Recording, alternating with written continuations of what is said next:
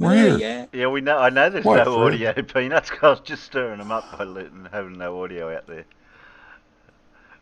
I'm so glad my two stepsons never did that because A, they would have got the answer, does it look like we're there yet? The stupid question.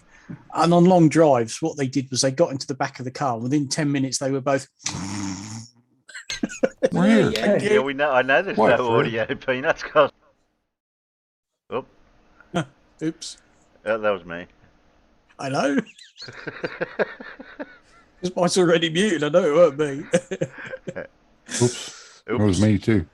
That's a Oops good in way. stereo. That's a good way of getting the Peanuts to type something in chat. Yeah. Yeah, just have no audio or no picture or things like that. Some sort of technical difficulty. You know how sometimes people send you an email and it says, please see attached, Mm-hmm. and there's nothing attached. Oh, That email I was telling you about that I had to have it forwarded to me. please see They've attached. Please see attached. They've done. Just a quick note: the Precon One Pack has been uploaded onto Procore, which is the file sharing website that we all use. Could you please review? So I've clicked his link. There's nothing there. Okay. Gee, thanks. That was helpful. I wonder who's going to email him back and point out the obvious first. Excuse me.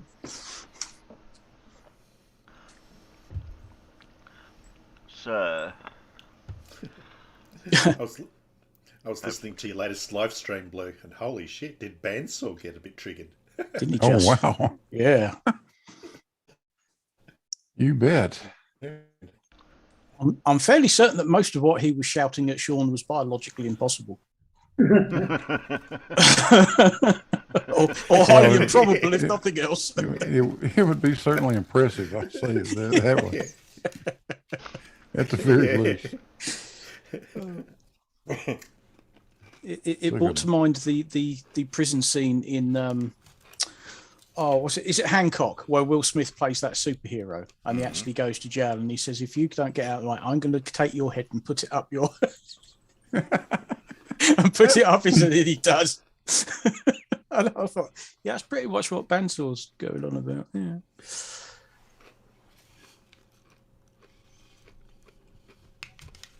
So we got a person, but we haven't got the clue. So we've got a J. Oh, yeah. J. Somebody Van. Van. Yeah, Van Or or Von.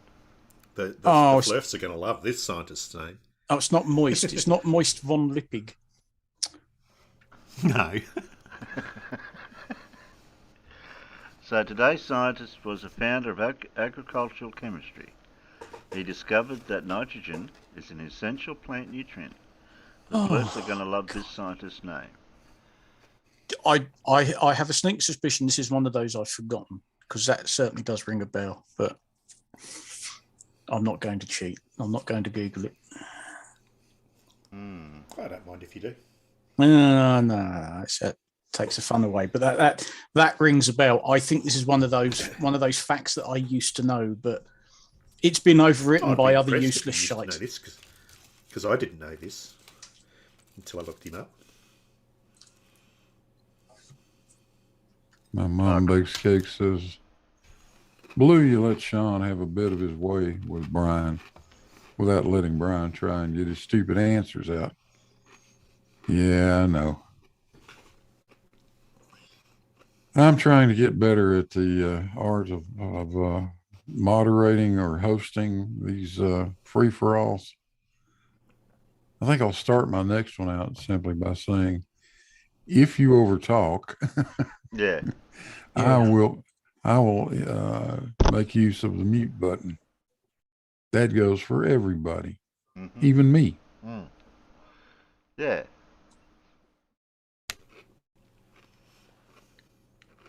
Because it really isn't fair when you get one guy in there like Brian. Yeah, he's saying stupid shit, no doubt.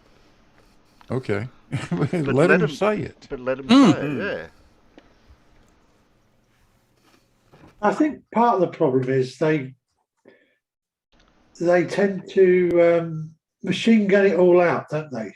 So it becomes it becomes very difficult not to want to interrupt when they've blurged a bit out and then changed tack. Yeah. Especially when they're asserting something and then making an, when they say it, and then you go, yeah, but you just claimed that. No, I didn't. It was just my opinion. And then you're arguing back and forth. There you go. Dave Cannabis has got the scientist. Oh, already? Yep. That was the one I was thinking of. I bloody did that somewhere, and I'm trying to think where now. Well, we guessed It's a the long middle time name ago. was Von or Van. But it was going to be Von or Van, wasn't it? I was pretty sure of that. Yeah. Yeah. But that is a cool name, because I have a funny feeling it's probably not pronounced quite as we would. Yeah. But the Flurfs would love that, wouldn't they? Do you think they'd believe anything that he came up with? What's your citation? Yeah, what's your citation from? Somebody called Liebig. Yeah, righto. Yeah. I'm sure it has a very different meaning in German, though. Yeah. Yeah. Justus Freya von Liebig. Any Germans in the Peanuts? Nine. Well, we only need one. Don't. Sorry. You ain't got a cup of tea yet, have you?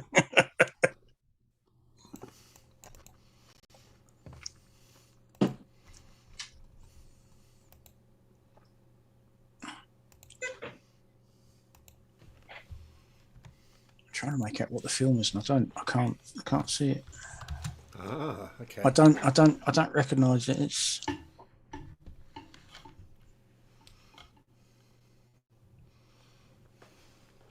no, not sure about that one.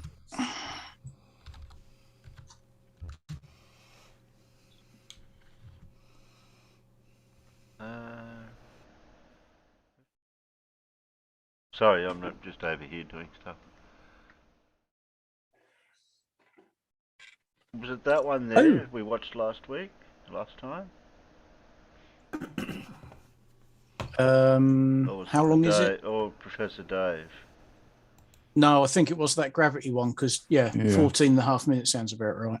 It was only a short one, wasn't it? Yeah. His last one's only... So he's only done one in the last few days. Slacking then. Yeah, the moon is concave. Not convex or spherical. Okay. But if it's concave, on this side, it'd have to be convex on the other side. I was just reading the Wikipedia page on von Liebig, and there's an interesting little snippet here. At the age of 13, he lived through the year without a summer. Ooh. Okay. When the majority of food crops in the Northern Hemisphere were destroyed by a volcanic winter. Yeah. 1816. That was, which volcano was that? Krakatoa or something? I forgot now. Oh, that could well have been Krakatoa, yeah. Was that 1816? I don't know. Well, it was the year before.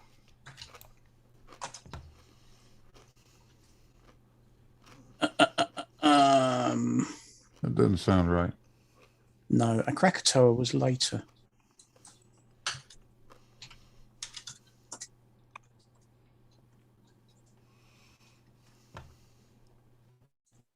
Let's try.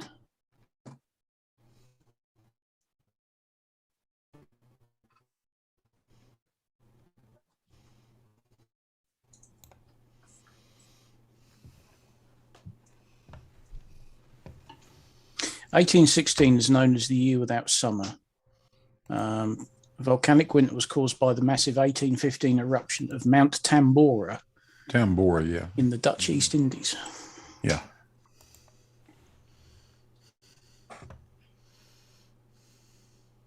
Oh, it was probably exacerbated by the 1814 eruption of Mayon. Anyone watch the Fight the Flat Earth debate between Abel and Rodriguez? I started watching some of that this morning. Oh dear, I don't know who's the bigger flurf, the one he's debating or the one who was moderating. It's awful. What? Okay, so somebody was moderating Fight the Flat Earth and Abel Rodriguez. Yeah, somebody I've never heard of, but he said at the start that he's not a flat earther, and it's like, you're a flat earther. If you think the earth isn't spherical, you're a flat earther.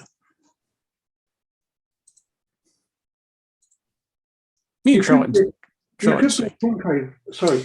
I don't think he said he was a concave earther, though. He just said the usual nonsense about, not wanting to sort of, come to a decision or not really knowing. And it's like, no, we know the earth is a sphere.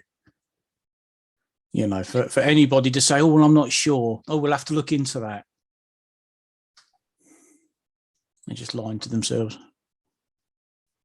Well, you got a light of fluff. Yep.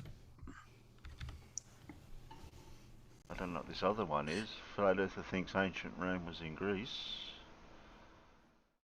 Like the Flat Earth one. Yeah, that is. Oh, yeah, because he thought they were all just the same. Oh, it's just the same place, isn't it? Greece, Italy, it's all the same place, isn't it? Yeah. All the same gods, it's all the same place.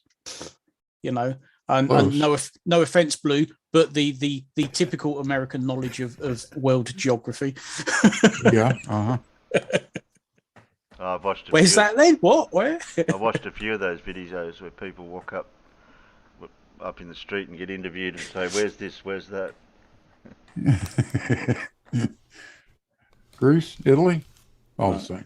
It's when they hold up, the map of the world and say, right, can you point to China? And they go, no, that's Africa. Name a country in the world beginning with U. And they're going, and you think, you're American, aren't you?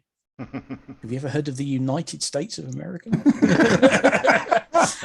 And they're so completely baffled. They're like, and I thought, well, if nothing else, you could have gone Uruguay, but you kind of think if somebody said to me, oh, yeah, come up to me in the street and say, could you name a country starting with the letter E? Oh, how about England?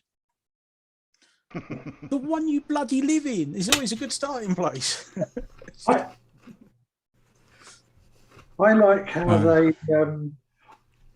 will ask an American to name it, and they say Africa, and then they get really upset when they find that Africa is not a country. That's right. You've just named the continent. Well done. Yeah. I was thinking that same thing when Farmer said what he said.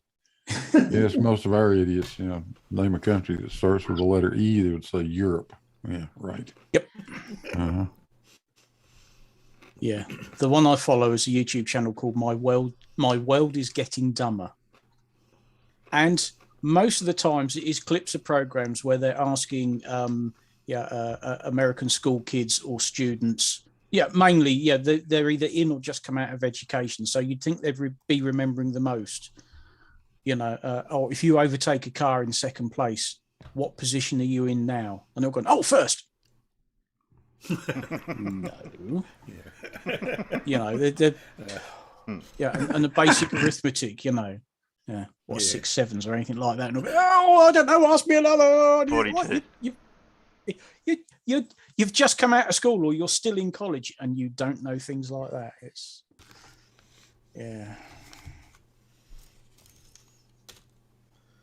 quite scary. Who wants to buy dust eaten by cockroaches from the moon? Nah, not really. Okay. What? I don't know. It's an Anton's one. Apollo 11 moon dust eaten by cockroaches is being sold at an auction. I might grab that one later. Moon dust eaten by cockroaches. Yeah, Yes. I don't know, something. I must admit, it's not on my wish list. I'll grab that. What else is there?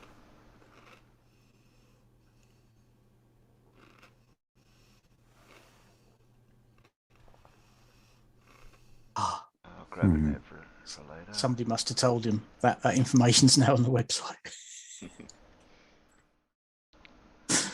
Oh dear. I'm just looking for some flirt dirt besides Lindsay.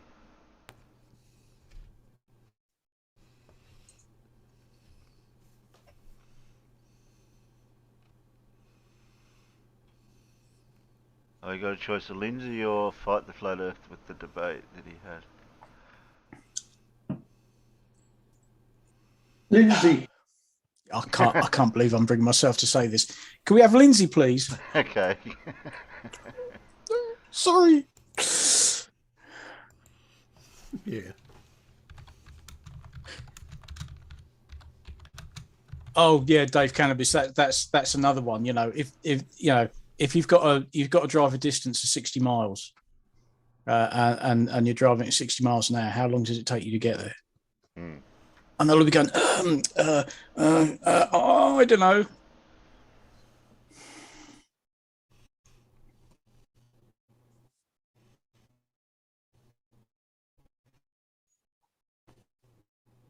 And Dave's going to fight the flat earth. Well, you're not getting outvoted yet, Dave.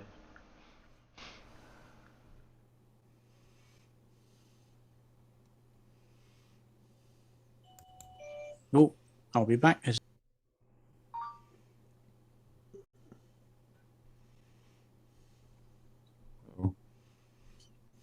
Farmer says a work call. Yeah.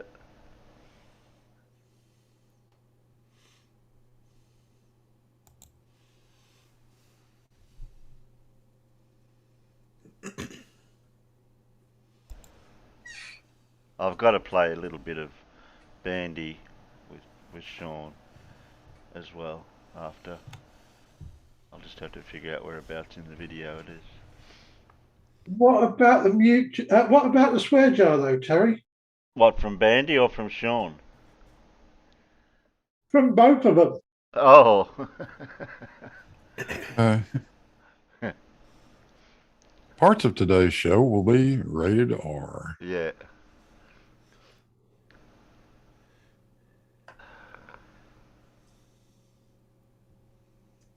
I think some of the things they were describing should have been rated XXX.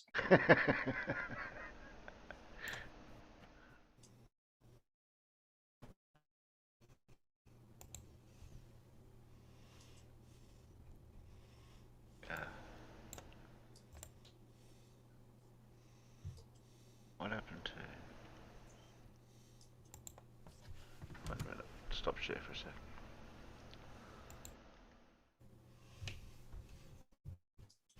You lost Lindsay. No, I haven't lost him.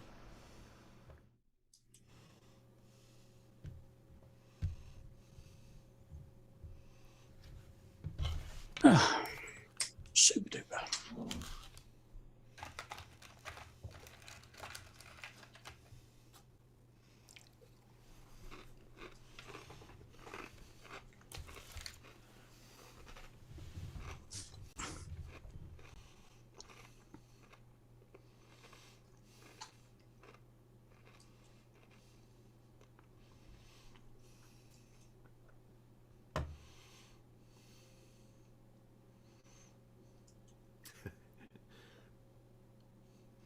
When I was making the quiz tonight, I came across a classic math problem. Yeah. That teaches critical thinking. You want to have a go at it, Terry? What do I want to do? I didn't hear that. I said it's a classic problem. It's quite an old problem. Let me see where it was from. It's from 1841. Okay. Yeah. So it was first given by Gustav Flaubert in Maryland in 1841, and the problem goes like this. It says, since you are now studying trigonometry and geometry, I will give you a problem. A ship sails the ocean. It left Boston with a cargo of wool. It grosses 200 tons. It is bound for La Havre. The mainmast is broken. The cabin boy is on deck. There are 12 passengers aboard. The wind is blowing east-northeast. The clock points to 3:15 in the afternoon. It is the month of May. How old is the captain? Oh, okay. How old is the captain? Yeah. And what this problem is supposed to teach is critical thinking. Yeah. Yeah. Out of all those clues. Have you got an answer? Yeah, have you got an answer? Not off the top of my head, I haven't. Yeah, good.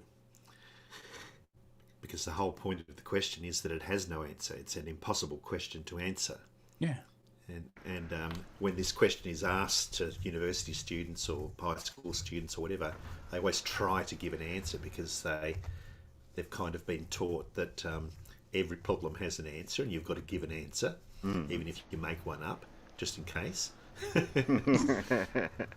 But the proper answer is that it's impossible to actually answer. I was just going to say, I don't know, given by the clues that you're giving, I wouldn't know how old the captain was. The relevant information wasn't in any of the clues. Yeah. It's as simple as that. How the hell are you supposed to know how old the captain is from all of that? You can't.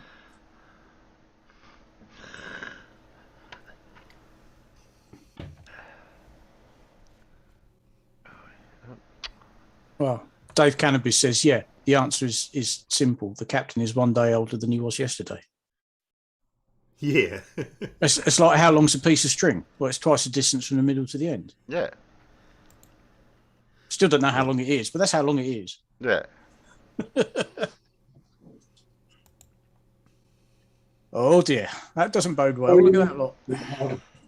Oh dear. Well, at least I find it better than listening to FTF. Yeah. Well, I do have a little bit of that. Yeah, but the Flurf weren't just your typical Flurf.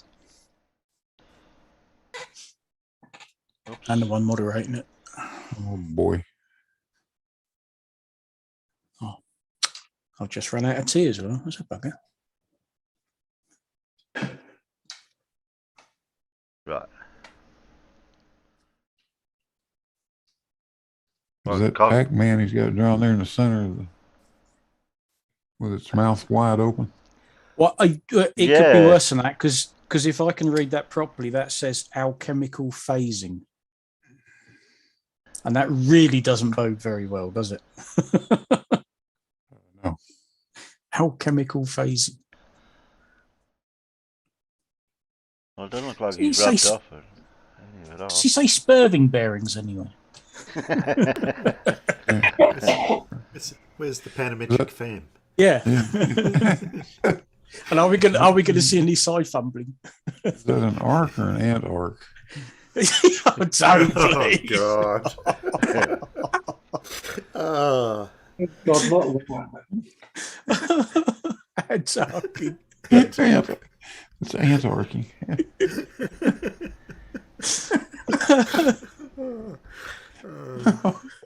I don't have the heart to tell him. Bless him, he means well. I know. No. There's an arc, there must be an ant arc. It's time to go and make a coffee or go and do those chores that you've been putting off for the next 20 minutes or less. Righto. Okay. Hi there. Welcome to Flat Earth Philosophy. Another video and a bit of information regarding our flat Earth. All left for us. All the information is left for us from the ancients. The people have way more brains than us. They've been through the cycle. They achieved the ultimate. Somehow that cycle ended, and we've been moving through our cycle. So we haven't yet woken up. That couldn't We're about to wake up. That couldn't be far from the truth, could it? The ancients did have more brains than Lindsay. Yeah, they did. Yeah. definitely. Cycle of Aquarius, the golden era, where we all get to know everything, and it's all coming to light if you just get on YouTube, especially the flat Earth. So anyway, today's video is about the moon. Could be a shocker for some people, so you might want to sit up and or relax and hold your mother's hand or something. It might freak some people out, and most of you won't believe it, but it's a fact, unknown fact obviously. and that is the moon. It's not spherical. It's not convexed disk. It's concave. Concaved. Concaved. It's facing us as a bowl. It's mentioned heaps of times in esoteric knowledge and script information. So just bear that in mind. I first realised this when I was in London. I went to this moon exhibition while I was there. Just down the road from a NASA exhibition, actually. I went to that as well. What a joke. You let him in here? You know what they were doing? They were sending busloads of children in. They were about this big. 6, 7-year-old children marching in to this bullshit NASA show. It wasn't even a show, it was just all this old crap. I don't know how the kids would find it interesting. He said he flew to London. I wonder which flight path he took. Wouldn't. It's just indoctrinated them at an early age. It was disgusting. Anyway, the moon, they had this big moon there. And I looked at it, massive photo, and then now and then, when I first walked in, I saw it, and instead of seeing the craters like we all see the craters, you know, being convexed, it was all, I was seeing it all concaved. They're like blisters. Actually looked like small moons, actually floating off the surface of the actual moon. And that's when it hit me. I thought, hell, What is he on maybe about? we're all looking at it wrong. Maybe it's actually all concaved. Anyway, I'll read this post. I just threw this up on YouTube. How many people can resonate with the fact that the celestial bodies we see are not only not spherical or even convex disks, but they are concave? Well, it's an unknown fact, believe it or not. So No, some I people don't. now will think, these flat earthers, that this means that what they thought was light from the... No, they didn't think that. It was these spinning ballers. That they thought the light from the sun was hitting the moon's outer surface, which in flat earth, well, we know it's the moon's self-illuminating, which it is, which with total BS here I've got, will be the light coming in from the opposite direction, hitting the inside top edges of the moon, or going inside. But even this is not quite right, because the moon is self-illuminating. It is a reaction from another source. The other source is the black hole centre, you see, the centre of the universe. That's the centre. You've got the sun on its horizon, then you've got the moon out here, wherever, on its cycle out. And see, the sun itself will dissolve the moon. That's the part of the moon you don't see, the phasing. This part out here. It's the black hole creating the shadow. So you can think of this as the building and the sun building shadow. So the self-illuminating moon is created from the black hole. Okay? The sunny side dissolves the moon. That's why the moon goes right into new moon. It's right on the face of the sun. You don't see it. So I've learned about it. It's a reaction from another source. Another long story, but I've done videos on that. The dark spots on the moon are just unmanifested moon. It's phasing, it's forming a skin. You know it's all munted down here, don't you, when it's forming. And as it expands, it finishes up as a nice smooth moon, doesn't it? There's no termination line for a shadow of the earth here. It's garbage. You've probably seen a lot of pictures with these big daggy bits come right out. I've even got... But the point is, you can see the rest of the damn surface. So, If you just after all, photograph look correct. at the smooth full moon. I might be able to hear you better, Alan, if I pause it. Yeah, I say you can see the unilluminated side of the moon if you just expose the photograph correctly, as evidenced by the fact that if you look in the Discord, there's 2 photographs that do exactly that. One correctly exposed on the lit side, and one exposed for the dark side. Although the dark side's not that bright, because otherwise the lit side would be too much of a overexposure. And it just bloomed. But yeah, and you can see also that it's definitely not convex. Sorry, concave. It's definitely convex. I was trying to read. I read Blue Marbles wrong in my head, and then I had to reread it. That's wrong. If the moon was concave, it would be called the noom. Yeah. Righto, Blue. Yeah. Sorry, that's just what I wanted to say when he started his thing about the moon growing or whatever. It can't be because, you know, it's all there all the time. Moon. Like any light source, the moon is frequency based, because everything up there is frequency based. It's all Chaldean, okay? Resonating frequencies. Numerology, the moon is the feminine, it's feminine, it's the male, female, proton, electron, feminine, feminine, feminine, the 9. 9 is the holiest of numbers, because it represents the centre. 9 in Chaldean numerology, and astrology or numerology, it's 18. I don't know where they get all their numbers from, but understand this. Go back to the beginning. They make them up, Lindsay. They know what they're talking about. We need to get back to this. The moon is frequency based. Or you could say alchemical, or think of quantum mechanics as an electron and a proton. You know, the planets, the moon, they're all electrons. It's only the sun. There's only one proton. That's the sun. There's only one sun in the universe. It's even written. God gave his only begotten Son. But that's a Trinity. We're talking about the one Son of man, his pineal gland, when it wakes up, gives him the light, the Son of Earth, and the religious story. As like an SUN. Right. Ancient texts such as philosophy, I missed something here, or chemical, quantum mechanics, it all comes back to the same thing, okay? Solar luminescence, right? Because it all comes back to light and water. Everything is from water. Earth, the magnetic field of Earth, looks, they say oyster. There's a seashell, you get an ancient in there, seashells like that. Everything starts in the water and works its way up and turns into gas, different states, gets drawn in and recycled back down in the Buford Gaia, the beautiful fresh water. That's the sun, starts dripping, tears. That's the tears, shedding tears, and Homer, the Iliad, Odyssey, all those mythological stories, a lot of tears being shed. And the woman, they're always referring to woman in all religious stories, philosophy, Homer, a lot of women, because they're talking about the celestial bodies. All these celestial bodies are feminine, female. Electrons, they're all women.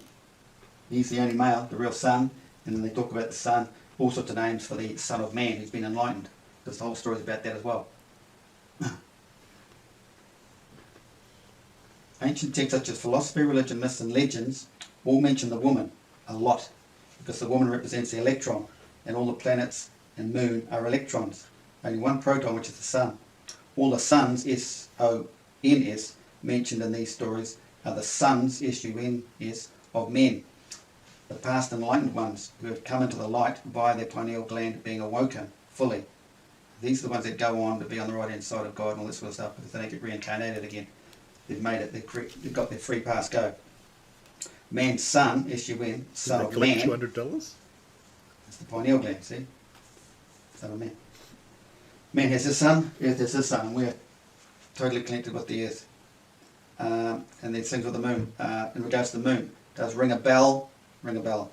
They talk about the moon, the bell, looks like a bell. Looks like a bell because it's concaved sound into there. Nothing's physical up there anyway, but this is the weird thing. You got to think of the Trinity, okay?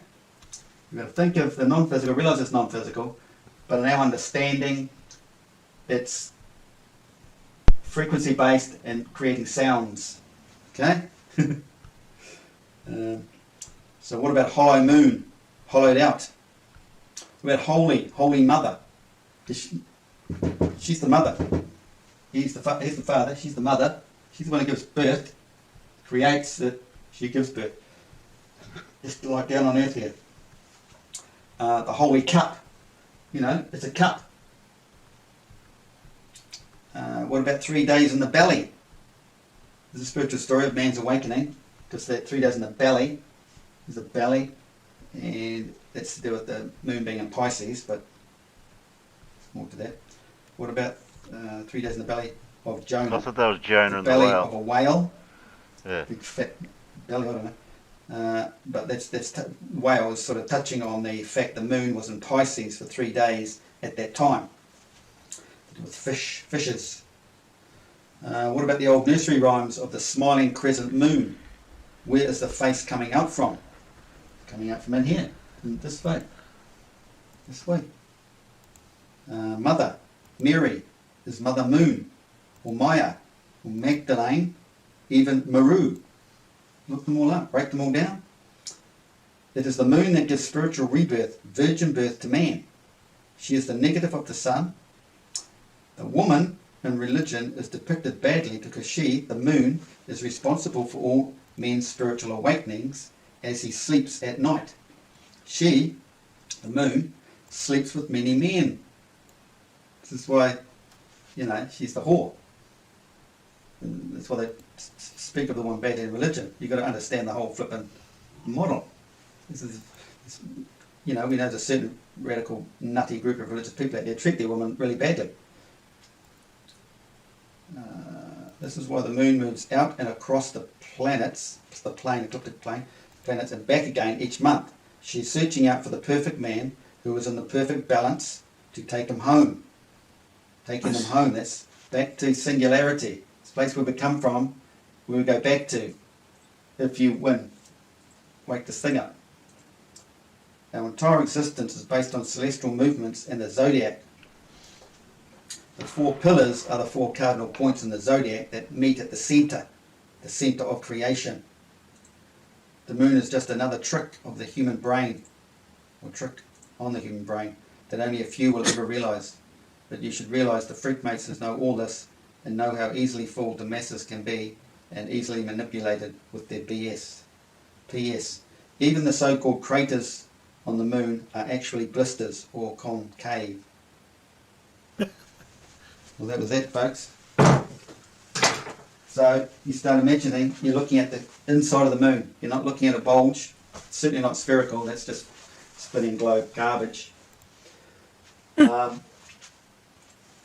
chemical phasing, chemical reactions up there. That's where alchemy comes from. That's all regarding the ancestral movements up there. Even if you didn't have any preconceptions of what the moon's shape is, you look at through the telescope at the moon, close enough images to see its surface and its entirety, the shape, and you go, okay, that looks like a sphere, and they look like craters that have got depressions, and I don't know where you get the different shape from just looking at it. I think the important thing to think about craters is that the rim is actually generally raised up from the surface on the outside of the crater. Yep. And then the crater is a depression compared with the level of the outside. Yes.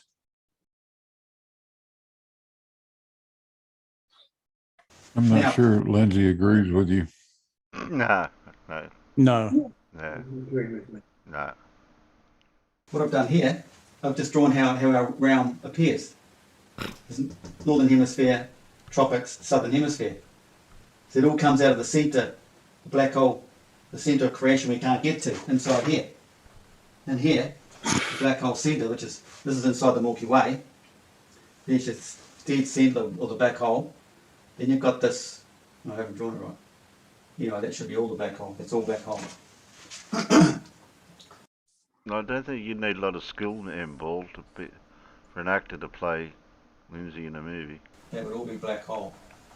That's the plane of inertia, state of rest there, because all the action's around the horizon here. That's where the sun's created. And you've got the ring of fire, they call it. Or they're supposed to call it that, because that's what it is.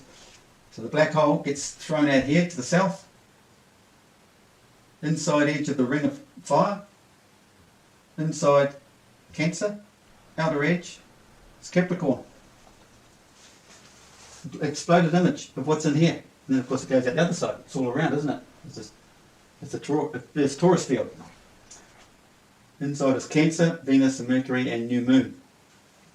Outside is Capricorn, Saturn and Full Moon. So the full moon wanders all the way out. We say come out here to the Saturn, winds all the way back in. That's what it's doing back in here in creation. It spirals out, because we see it go around the flat earth. Well, we don't actually, but it's around here, isn't it? So it's spiralling out from the inside, working its way around, spirals all the way out to the outer edge. Meets up with Saturn. That's the ultimate human experience and spiritual awakening. And you've got a full moon, and it's out in Saturn. Okay, that's how it works. Now here's the magnetic field lines, right? So you get the northern hemisphere in here. It's now mirrored out here. It's out here. You said So hemisphere. you get a curve out of there. It's curving out of here. It's curving out of the south to that way. It's curving out of the north to this way. And in the Iliad, it even talks about this as well. You have to be on your meridian within that hour to see the same star. They are the same stars. You've got to be on your meridian at the same hour.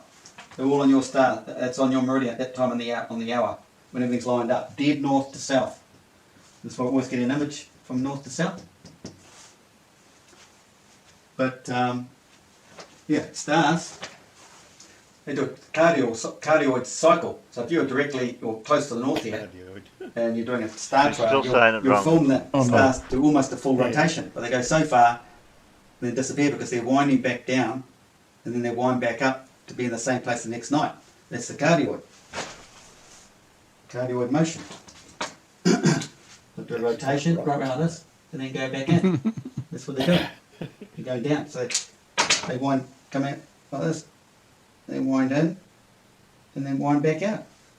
Winding in, winding out, winding in, winding out. That's what they're doing all the time. Because they're magnetically locked inside this. I think you got the wrong terminology there. It's winding us up, Lindsay. The sun's stuck in the middle. He doesn't go anywhere. Even physics knows that proton's fixed there. What? And there's another thing. I'm going to do a video of this.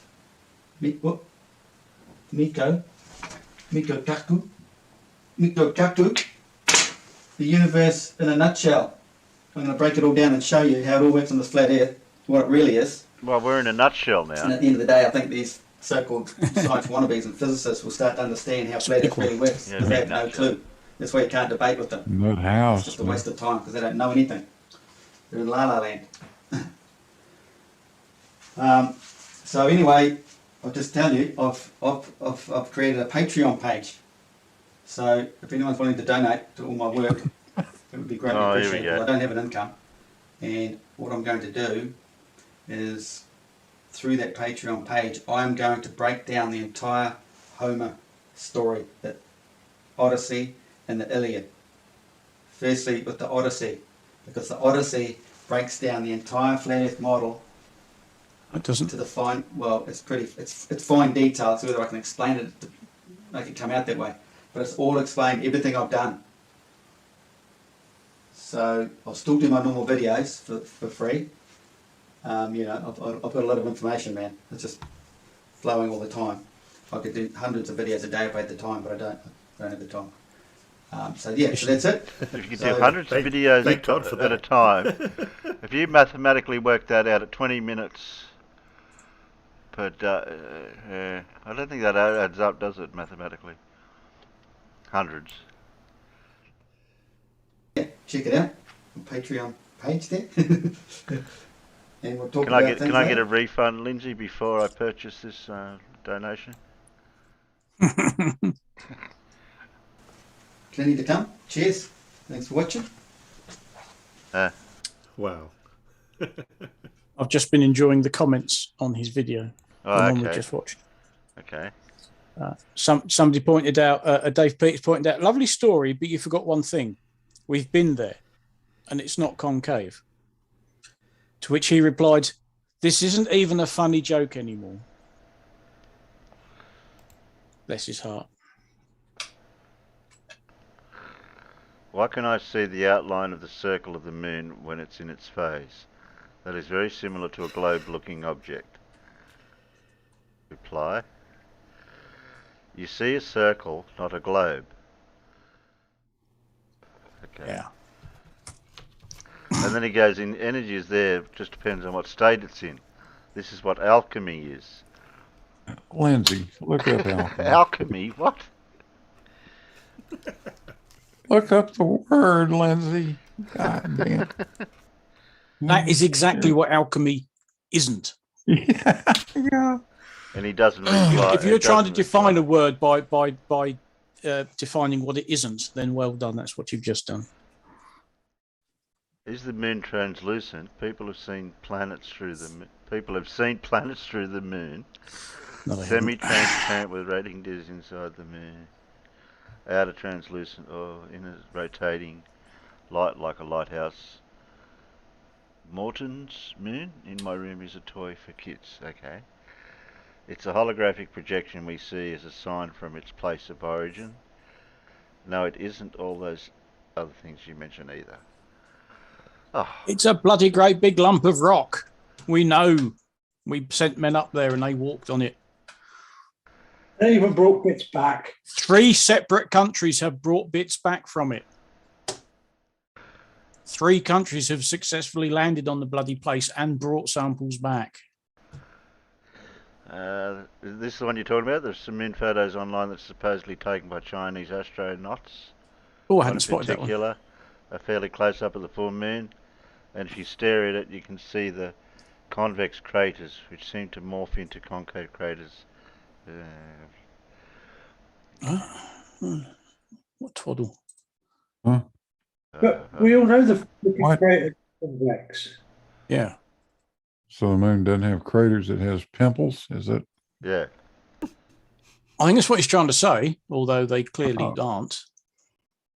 Moon pimples. Okay. Gotcha. Because the shadows are on the wrong side for them to be sticking up and out rather than actually be divots going in. But hey, let's not worry about reality. Well, they might be ant shadows. You never know.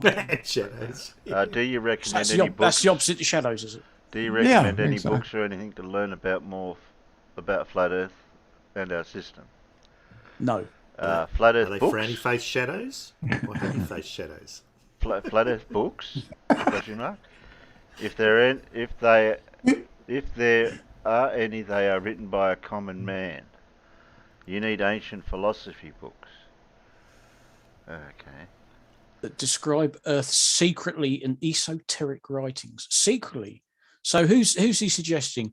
Egyptian Hermetica, Desire of Ages, Walter Russell's Secret of Light, Plato's Dialogues, Pythagoras. I think something got to do with flat Earth. Homer's Odyssey, and even the Iliad. Yes, I think you'll find that none of that's got anything to do with the flat Earth. But hey. Yeah, he did get convex and concave back to front. I did hear that. Yeah. Oh, there's Dave Peters' comment. Lovely story. You forgot one thing. We've been there, and it's not concave. He's now got 2 replies because I had to leave one. I couldn't resist it. Yeah, you couldn't. I couldn't, you know. Well, now it's there for eternity, unless he's going to delete his messages or whatever. Well, I don't think he does. But we'll see.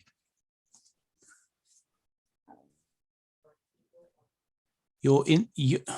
Bloody spelling. You're in the bowl. Moon is Earth is moon. Earth is moon.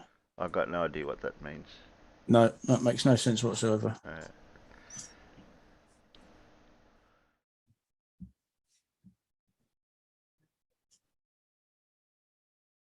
Please talk to Bro Sanchez. Really?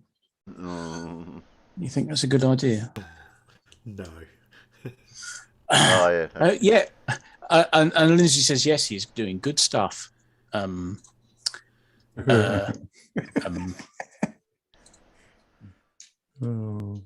saying, what up, Lindsay? Have you read my comments? Trust me. I know what I'm saying. You hear a person say, trust me? When they go say something. Hey, trust me. Yeah, Trust that's me. exactly what you don't do. Yeah.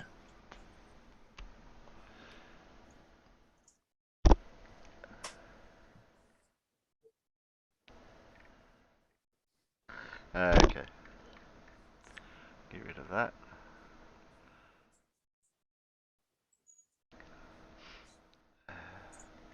Give the peanuts back that for a minute. Yeah. Now, if we can squeeze a couple of minutes out of... where was it? That one.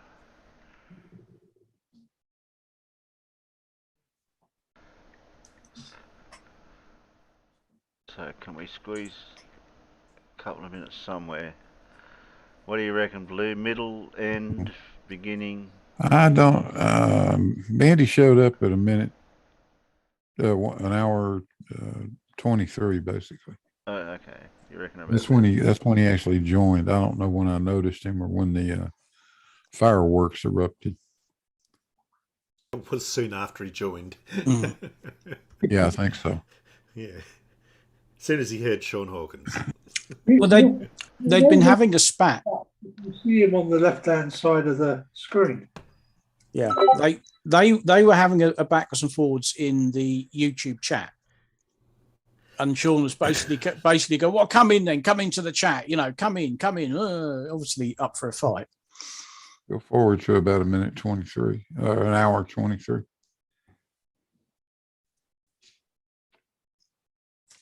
You're at an hour 21.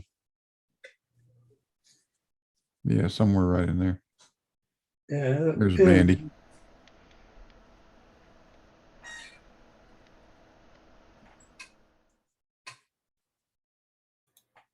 What's that, Phil? Was that a quick flash to tease this old guy? Quick flash? What did I do? I think you were flicking across your tabs, I think. Ah, okay. I'm sure that's what it's referring to. Well, I hope that's what it's referring to. Yeah, I hope that's what he's referring to. I mean, where is it?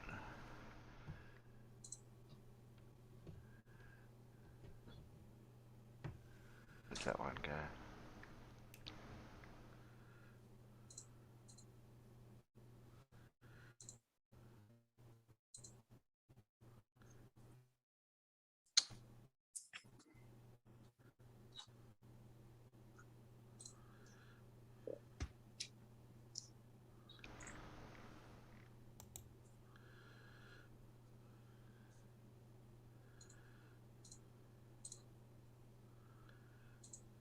There's this one. G'day, ladies and gentlemen. My name's Isaac Butterfield. It doesn't show it doesn't show the thumbnail though. G'day, ladies and No, I can't show you that one.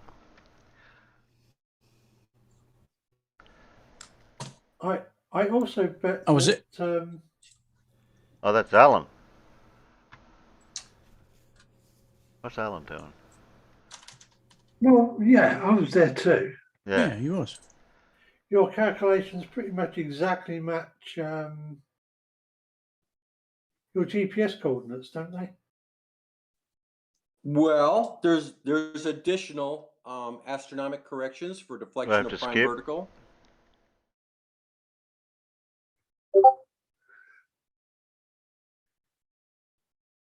Discord channels, and Basso is saying that it has to be pointed north and calibrated for north. And I wanted him to explain. And he claims that he talked to a technician that told him that. Yes, he did. You most certainly did. Stop your fucking lying. You most certainly did. Here we go. Was there a start to this, or that was it? Or they'd been conversing in the side chat, were they, beforehand? Yeah, and I think this argument came from somewhere else as well to begin with. It did, yeah. If you're out in open water, what the hell's a minute? Who gives a shit? And if you get close enough that you can see land, you put the sextant away. Unless you don't recognize any of the damn land you're seeing.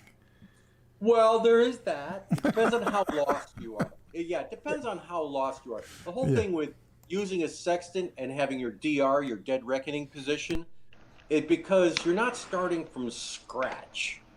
Now, you can. That gets a little more difficult, but you generally have a pretty good idea, even if it's plus or minus 10, 20, 30 miles, 50 miles, right? I recognize the voice, but I can't work out who it is. Going. And so the method I use, the only times I Larry bother with GPS. it, Yes. I use line of position, and which you make that little triangle, which they call the cocked hat, and you iterate that 2-3 times, and you can get Nat's ass. So I'm using LOPs, which starts with a dead reckoning position, because At no point are you blindfolded, sent up in Starlink, run around the planet 5 times and land somewhere, and you got really no idea. No, you have some idea. Well, If you left Massachusetts and you're heading to the Bahamas, you know you're in Atlantic Ocean and you're somewhere in the mid latitudes. That's a good enough starting point. Oh, do you have Davros in there too? I noticed. actually, you have to be careful because if you leave Gibraltar and your name's Admiral Trouble, I'd like to say hello to You Bansaw. might- How you doing, Bansaw? Hey, Blue. How you going, buddy? Oh, I'm doing pretty good, man. Are you live? Are you? Yeah, we're live. Oh, cool. Well, there's obviously. I don't want to get into something with someone that's here, so I'm just going to sit back and relax. All right. Bandsaw claims that the mechanical gyro compass needs to be pointed north and calibrated first. Blue, shut him up. Otherwise, I'm going to lose my shit with this particular fellow here. I just want you to explain that. Right. Your Hey, discussion with the technician. Short. See, as a technician that says Blue, come on. mute your stream, or shut him up because I'm going to lose my shit. Oh. Okay, that's enough. Right. Yeah, it'll be enough. Actually, though, I think we've got somebody sitting here that does know a little something about gyro compasses. IB Hunter. Yeah. IB and I have had a good chat for about an hour. So if Sean wants to talk to him about it, that is cool. But someone that is going to message me vile, disgusting messages like he did. That you're a liar? I am not. Go fuck yourself, you low-life piece of cunt shit. You're a liar. It's You hard lied to about having a You discussion are with a a fucking technician. crackhead, retard, low-life piece of shit. Okay. Right? Sean, man, you got to be honest to call people liars, man. And I am honest, Brian. I am honest. Right, to not engage. So don't engage with me, you low-life piece of fucking crap. Well, explain yourself. Explain this not discussion even you a had with piece the of technician that fucking told you piece that of shit. that you have Thank to you very align much. the All right, gyro Blue. compass with Have north a nice day, mate. and I asked and you, have it you wanted a calibrated. shit show, Blue. Explain you your shut this down straight away. You could Sean, have shut it down straight away, I'm Blue. gonna Thank mute you you. for a second. Let's try to settle down and keep it a little bit calm. Thank you. Sean, if you got questions with about anything to do with the gyro compass, the guy I would want to be talking to is IB Hunter. You want to talk to him? Hang on, I'll take you off mute. There you go. No, I know how the gyro compass works. I was listening in on 24/7 or one of the other Discord channels, and Bandsaw was saying that it has to be pointed north and calibrated for north. And I wanted him to explain. And he claims that he talked to a technician that told him that. Yes, he did. You most certainly did. Stop your fucking lying. You Stop most your fucking certainly lying. did. No, Anybody I wants did to not see how say honest- that at all. I did not Hold tell on. what I said, Sean, you low-life piece of fucking shit that you are. What I said I rang up a gyro compass company and I spoke to a fellow in regards to what they did. And I came back and I repeated the conversation with eggshells. You low-life piece of fucking crap. Hey, And Ben, you lied. You lied about it, Bandsaw. He never told you that it had to be pointed north, did he? I never said let me that say something real whatsoever. quick. Anybody wants to see how honest Sean is? I just posted 13 minutes of Sean lying through his teeth video. I put it in live stream. Anybody wants to see how honest Sean Hawkins is? You lied, Bandsaw. You said to that technician that company gave you come on. that it had to be pointed north. I rang All a right, gyro guys. compass company and I spoke to a fellow there. I never said he was a technician or anything of the sort. I said I spoke to the fellow there. I even gave eggshells the details of the company that I spoke to, which you yourself, you low-life piece of fucking worthless crap, could have rung yourself. And if I rung that company, they would tell me that you're full of shit for saying that you have to point the compass north. They would have done that. They really would have Yeah, done that. absolutely. I do not think so, because I never claimed that I spoke to a technician. I repeated the conversation that I had with this particular fellow. Now, he may have given me wrong information. I don't know. But I rang him and we had a conversation and I repeated exactly what he said. So I'm not a fucking liar. You're a piece of shit, and go shove your ass up your grandmother's fucking ass, you low-life piece of crap. And no company that sells the gyro compass would have told you that. Oh, next time I speak to Bandy, I'll ask him. You are nothing but a pathetic fucking You wanted him to shove what and That's where? all you are. Question. I was just curious. I said, do you know anything about biology, It has Bendy? to be pointed north and calibrated. Is that at the time of servicing or when it's in operation aboard ship? Who cares? That doesn't question his integrity of the man. Sean gets under people's skin, man, calling them liars. Hold on, hold on. And misquoting, I'm man. not talking about that previous conversation.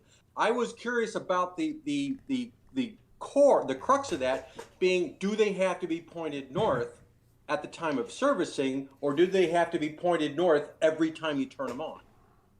The basic conversation, this is Larry.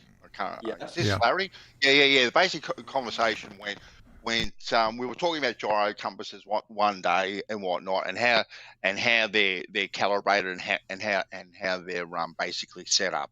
And anyway, I rang a company in South Australia, which at the time I gave the details, because Eggshells was very, very keen to actually know who I spoke to. So the conversation was between me and Eggshells.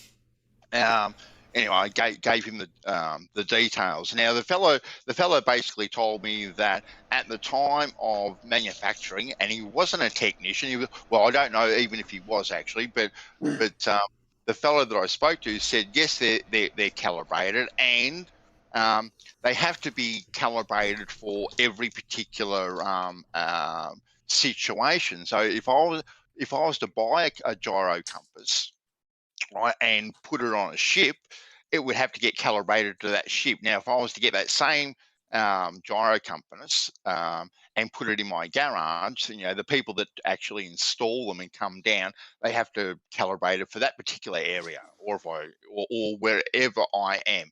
So they said they have to calibrate them in regards to the magnetic interference that was around. These things have to be calibrated differently, or calibrated. If you put the same gyro compass on a brand spanking new ship and you move it to an old ship, dilapidated ship, it'll have to be recalibrated because of the magnetic fields, electrical circuitry, and all that sort of stuff that are in the ships. And these were the basic things that he was telling me, Larry. And this is the information that I passed on at the time, what I was told. And he indicated, Ivy, I'll just finish. And he indicated to me in the conversation that these things were calibrated and they were set. Now, it was only a brief conversation of maybe 5 or 10 minutes. It wasn't very, very long at all.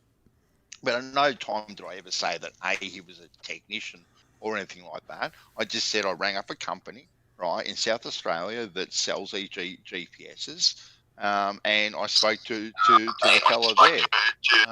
So everything's on public record. There was no lies or anything like that whatsoever. That's exactly basically how it went down. Well, I'd like to hear from ID. Yeah, go ahead. If you don't mind me asking, do you know what type of model, what brand or what model gyro compass he was talking about? Oh, no, IB. We were just talking in general, to be quite honest with you. There was no particular model spoken about whatsoever. What I would suspect is that it is probably a gyro-stabilized magnetic compass. That's not the same thing as a ship's gyro compass, because a ship's gyro compass doesn't have to compensate for any magnetic things. That's the general purpose behind them, is because they're totally non-magnetic. They're not affected by magnetic fields. They're not affected by metal in the area. So are you going to stand by that statement? I hope you don't. Everything is affected by magnetics. Everything. Well, Well, that's the whole purpose of the gyro compass is unless you have under normal magnetic fields that can be generated on a ship, unless you put it right next, well, even right next to a motor, it won't affect the gyro compass. You may have to be inside a SCR room of a bow thruster. Maybe you might have it affect something on there, but it's probably going to affect noise on the data lines more than the heading. It's going to, if you get enough electronic magnetic field, you could actually destroy electronics, but that's not under normal circumstances. Yeah, just be careful. You've got 2 Australians in here now. You might get hurt. Yeah, so IB, is that maybe why you said these things have to be calibrated, and if it was put on a ship, say put into and the same thing kind of put in my garage, this thing would have to be like calibrated and set. Yeah. Is that why you're saying that would be that would have to be some sort of magnetic compass, maybe gyro stabilized magnetic compass, but not a gyro compass. Well, I did ask him specifically about gyro compasses. Now, whether or not he got confused or whatever, I don't know. But that was basically the information that he gave me, which is what I repeated. So.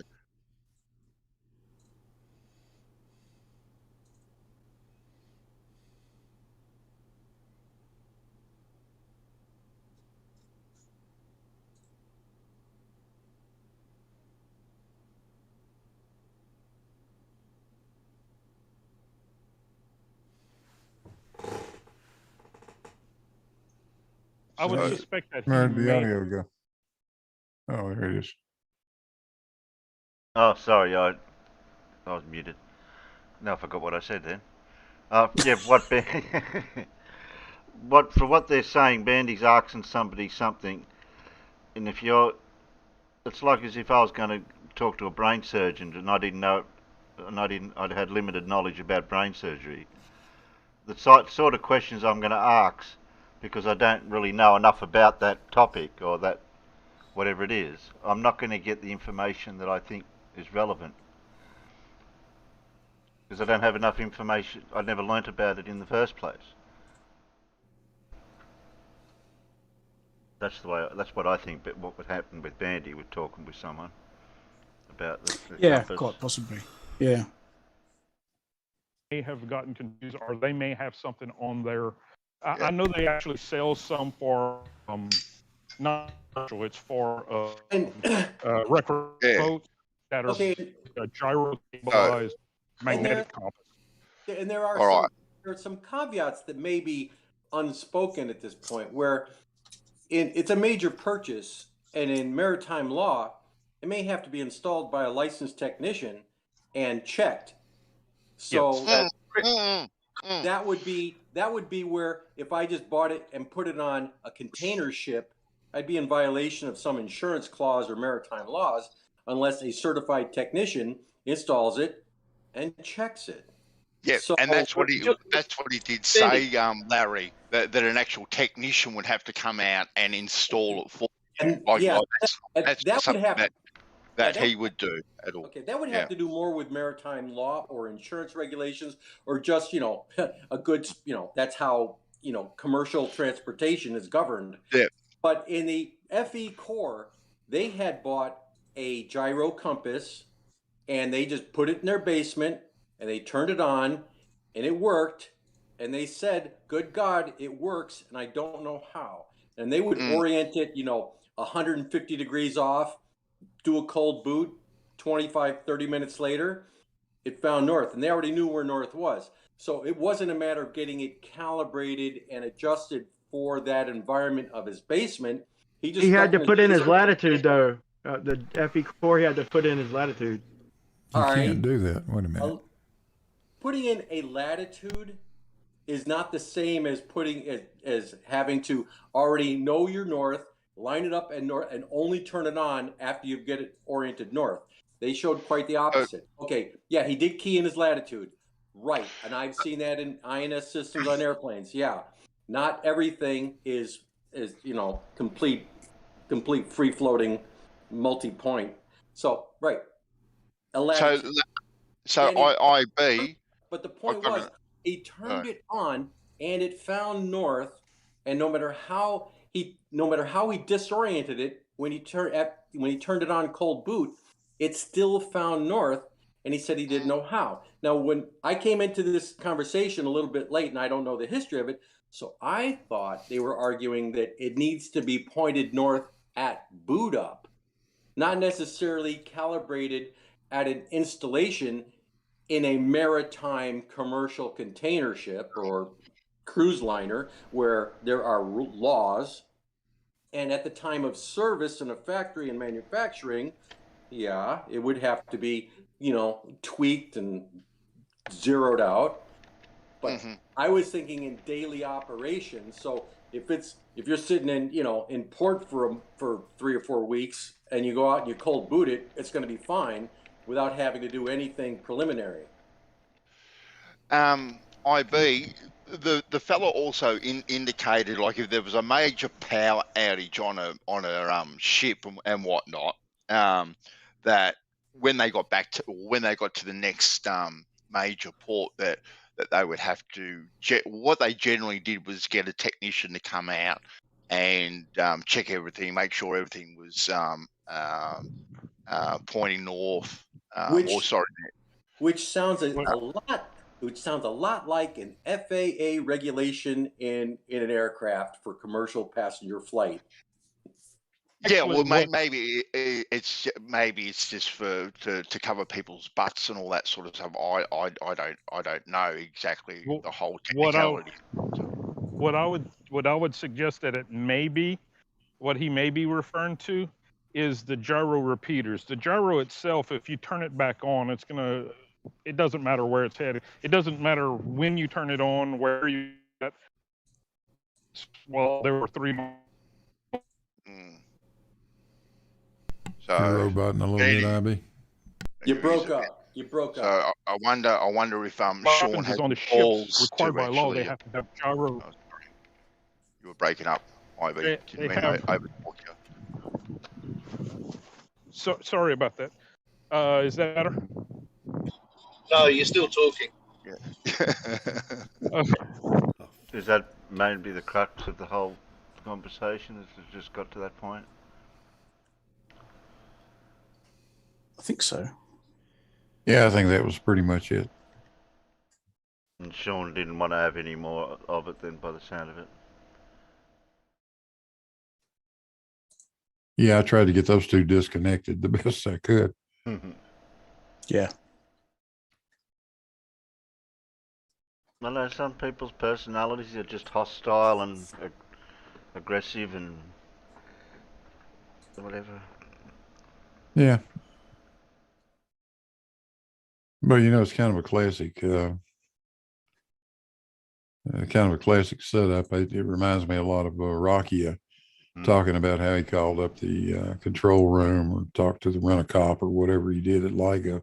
Yeah. Yeah. When you don't understand the damn thing at all, and it's not being critical of Bandy, he freely admits he doesn't know anything about gyro compasses. Okay. What happens then is he ended up formulating a question that was so confusing to the guy. The guy didn't really know what he was really asking to begin with. And then when he formulated an answer, Bandy didn't understand what the answer was. Yeah. Basically what I was saying, yeah. This happens quite easily when you are when you really don't know anything about the thing you're asking questions about.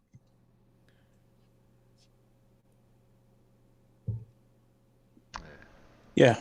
Helps if you've got half an idea to begin with. Yeah. Just leads to malformed questions and confusion. Well, if they'd start their questions out with, look, I think the earth is flat and I don't believe these things work, then the guy could quickly say, you're a fucking idiot. And hang up. Right? Yeah, exactly. Yep. But they don't do that. Or ringing up a rocket scientist and say rockets don't work in space. Yeah. Yeah. Yeah. Rockets don't work in a vacuum. Mr. Musk.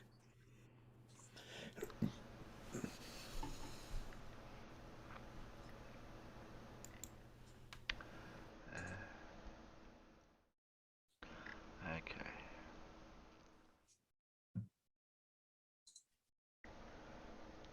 Well, that's it for that.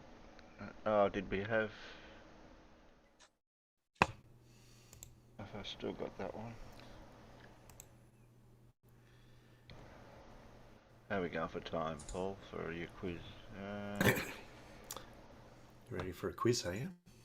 I was just going to play a couple of minutes of the Flat Earth one, if there was anything in that. Sure. Quickly. The answer to question 1 is the T-34-85. The answer to question 2 is the Panther Orth.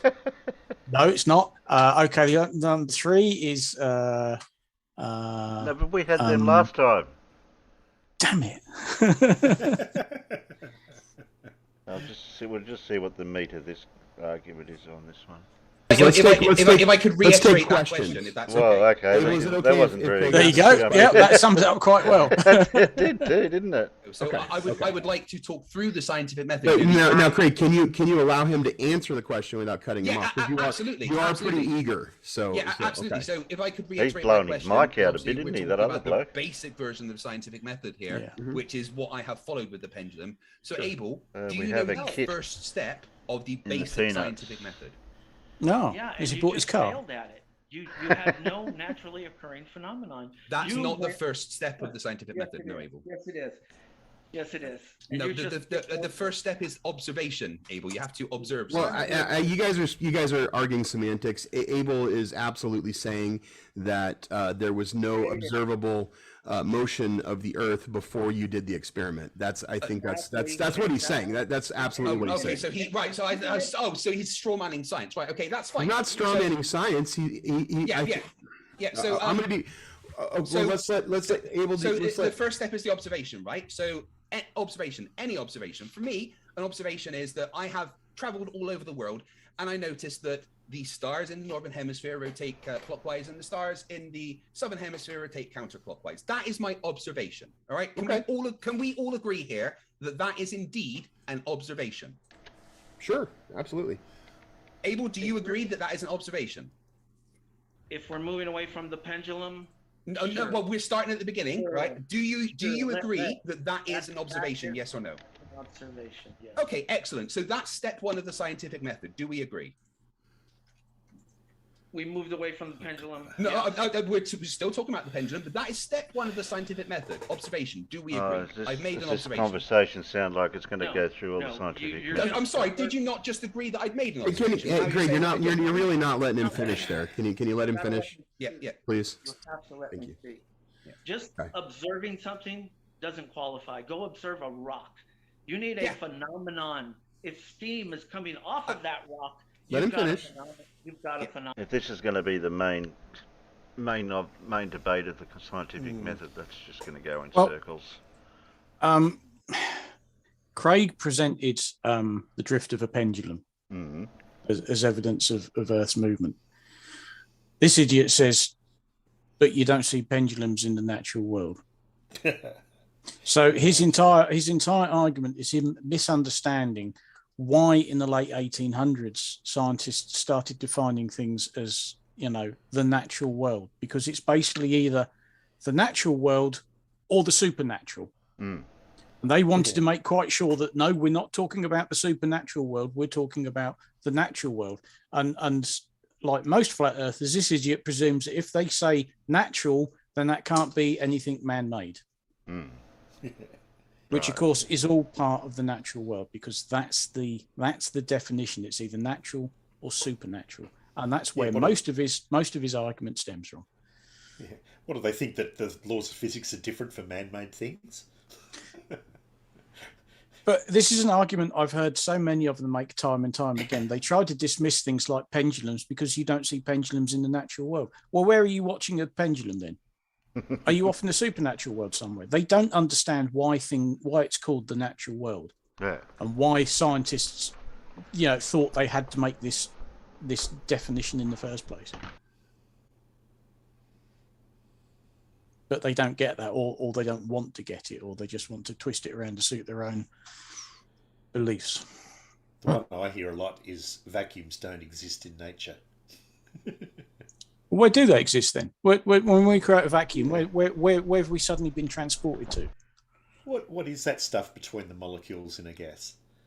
Well, that's really right. It's a vacuum. Yeah. What would you call that? Yeah. I wonder. I wonder what they think. I wonder what they think came first: the scientific method or science. That's a rather intriguing question, really, when you stop and think about it. Yeah. The fact of the matter is that these scientific methods that we talk about over and over again really are more or less a description of the way scientists can be observed doing what they do. It's more of a philosophy rather than an actual method. Right. It's not really a method at all. No. It's a philosophy. I'm imagining the caveman grabbing sticks and rubbing them together, and eventually he made fire, but how many sticks did he try before that happened?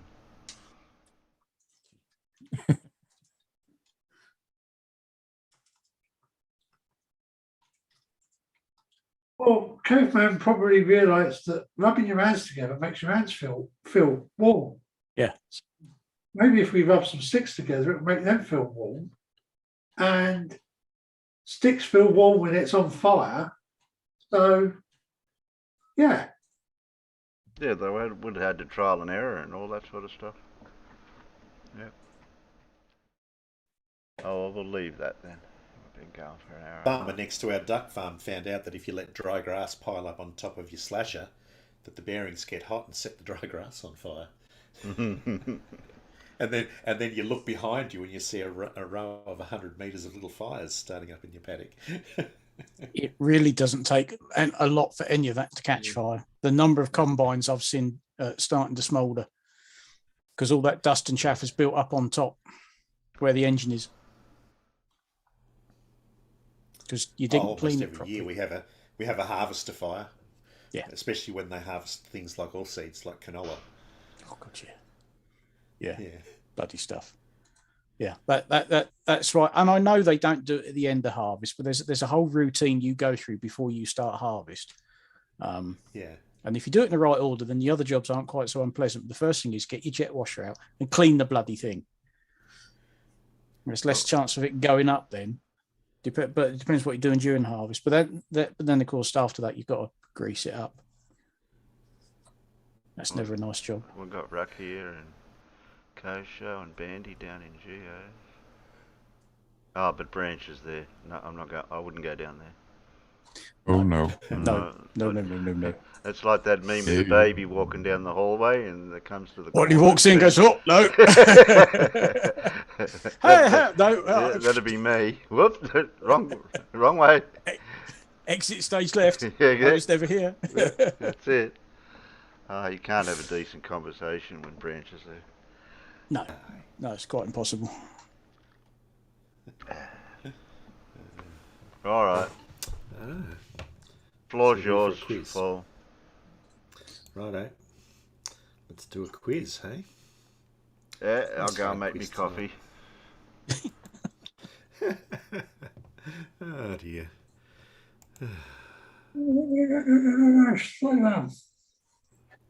Haven't you got to go somewhere yet, Alan? Was that Alan voicing what he'd like to do? I fired up I pulled up the text chat for us and it popped up directly in the wrong place. Oh no.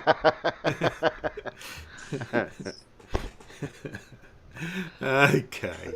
Let's get started. Yeah, you hate it when something pops up in the wrong place. Oh yeah. Yeah. Okay. A factory in Jönköping, Sweden is home to a company that produced the widely plagiarized 3-star design of these objects. What are these objects? Where was the factory, Paul? in Jönköping, Sweden. I'm not sure how you properly pronounce that. No, I'm not quite sure either. I know. I've seen if you pronounce it the same way twice. It's got those fiddly bits on top of the O's. Yeah. I'm sure it's probably pronounced an entirely different way than it's spelled. It's in Sweden anyway. That makes it easy. Yeah, that's right. It's the chef off the Muppets. There you go. Yeah. Schmergen die Schmergen.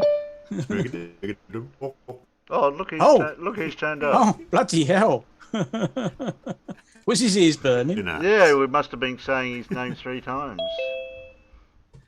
It's not Saturn. No. Okay, elaborately decorated wood or metal examples of these objects, often kept on nightstands in the 19th century, were called their go-to-bed types of these objects. What are these objects?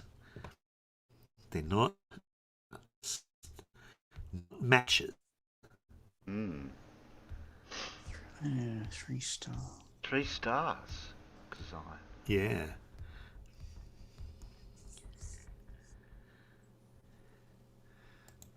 Wood or metal? Joshua Pusey patented a type of these objects featuring a rough surface while working for the Diamond Company. What are these objects?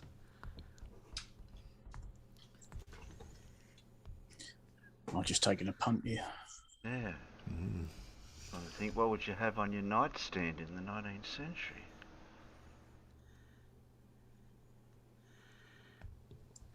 Not three-headed dildos. No. 3? Wait, well, yeah, I suppose. I know what goes under your bed in the 19th century, but not on your nightstand. Well, that's why it's got not goes under, because it goes under your bed. Yeah. These objects, or Ziploc bags, name a sign used to diagnose delusional parasitosis. What are these objects? They're not chanties. Oh, God. Not a pot to piss in, not candle holders. I'll give you a hint. Dora was the closest so far. Dora was? Yeah. Collectors called voluminists distinguish between skillets, all-around and single-top labels that feature the artwork on these objects, which contain objects John Walker called lucifers. What are these objects?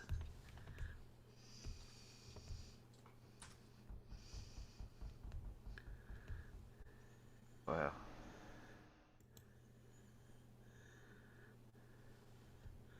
Not alarm clocks. No, not in the 19th century. Yeah. The Ziploc bag. Armour's Boys got it right, and Big Blue's got it right. Ah. Not matches, John Rapp. No. Carl Edwards is kind of right. I wouldn't call them those, though. Yeah. Name these small containers that house strike anywhere wooden objects and lend their name to a brand of toy cars produced by Mattel. Oh, yes. Ah. Yeah. Yeah. Come on, Peanuts. It's also the name of a band. Yeah. If I remember rightly. Yeah. Going back a bit, though. Well, I know what you're talking about. Not lanterns, Terry, but you know what they are now, don't you? And finally, we have Carl Edwards with matchboxes. That is correct. Yeah. Matchboxes. Yeah. Yeah, matchbox. Alrighty. Welcome, Bandy, before you go to the next question. Okay. Are you there, Mr. Bandsaw? Hey, how we going? Alan's trying to say something. Oh, sorry, I'm just Alan. trying to say, I'm off to the hospital now to get this blood pressure monitor thing. Okay, we probably won't see you then for the rest of the day. No, I'll wait a few hours, so catch you. Take care. Okay. Best of luck and give Norwich my regards. No, it's Yarmouth. It's where? Great Yarmouth. Oh, wow. Oh, yeah, we know Great even Yarmouth. more so, give Great Yarmouth my regards. I know my way around there, even though I've never been there. Been there a few times, but not for many years. Yeah, later then. Later. All right, then, mate. Catch you later. Right. Sorry, Bandy, for for that. That's all right. It's far more important than me, that's for sure. Are Young you Alan. are you in the same room as your microphone? Yes, but I'm on my phone. Is that better? If I'm a bit That's a closer? bit better, yeah. Yeah, that's Yeah, we can hear you now. I didn't drag you away from anything important down you know where. Oh, no. Well, no, the Globers are obviously still struggling to deal with logic and common sense, but that's pretty much the half of the course. Yes. But is logic common sense? Yeah. Well, it is. It was. Hey, how you going, Paul? I'm going good. Are you ready Good for to hear, question mate. 2? All right, then go for it. Go for it. You missed out on question 1, Bandy. You probably would have got that. Question 2. In a 1996 film of this type, Hulk Hogan plays a bodybuilding supplement seller who changes professions after suffering amnesia. What type of film is this? Well, I've been trying to figure out what genre this would be, and that's the only one I can come up with. No, that's not right. Not comedies, no. This one might be a comedy, but that's not the genre I'm after. Okay, a convention devoted to these films, whose first iteration was held in Edison, New Jersey in 2019, featured a panellist, Lacey Chabot, star of one that riffs on Pride and Prejudice. What kind of films are these? Not action heroes? No. Not slapstick? No. Not parodies? No. Holly Robinson Peete played the mayor in the town of Evergreen in a rare series of films in this genre to star black protagonists. What kind of films are these?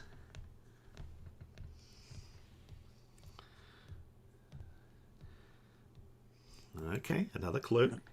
Vanessa Hudgens played a high school teacher who meets a 14th century knight in one of the slate of these films produced by... I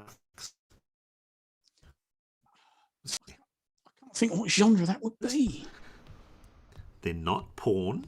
No. No. Not alternative history. No. Emball, of course. Yeah. Not black humour. Not role reversal. No.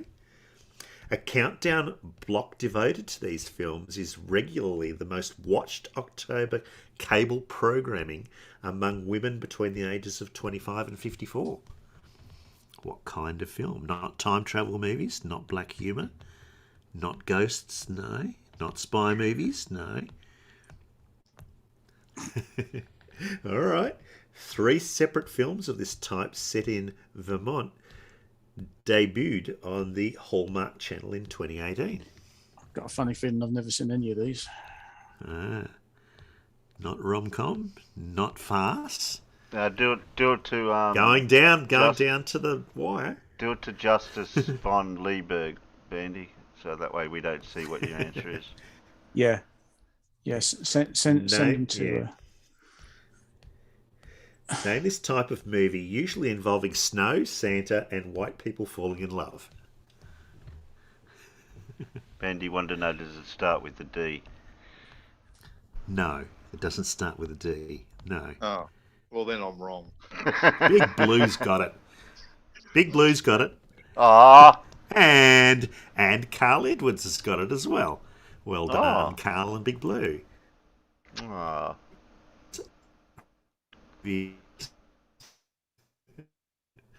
Yeah, the last clue would have gave it away. Okay, Poxy Christmas films. Who watches that shite? I know. The so-called HST method of observing these objects monitors the field in the V band at 12 to 15 epochs, and then the I band at 3 to 5 epochs to account for reddening. What are these objects? Objects? Well, you have to know what V band is. You have to know the 12 to 15 epochs. Something red and reddening. Okay.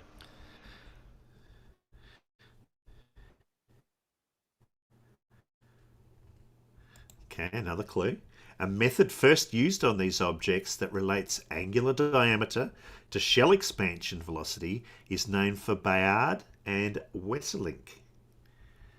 What are these objects? Rick Wakeman's keyboards. No. No. If he played with a cape on, you have to wear a cape when you're doing that.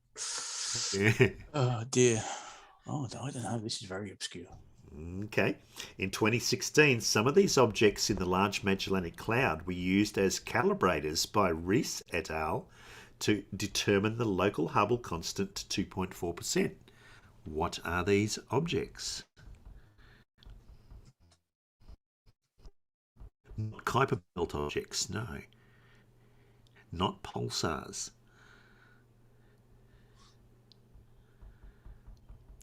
You're kind of right, Vroom Fondle, but I want to know their actual name, not red dwarfs. Eta Aquilas these in ionized helium beta and become layers of singly ionized helium, which then cool down. Not supernovas, no.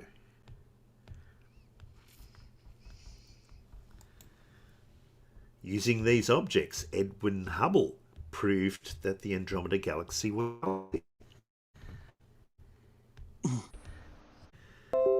These stars have higher luminosities than RR Lyrae stars.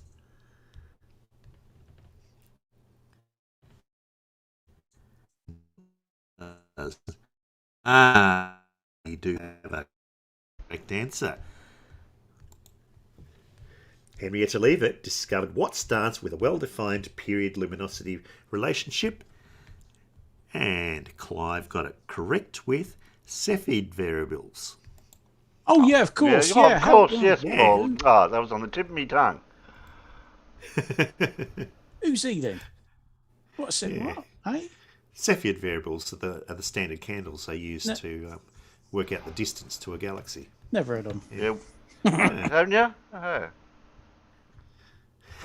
Right. Question 4. People with a PIZZ, PIZ, genotype are especially vulnerable to this toxin because of the tendency of the Z form of a protein to polymerize.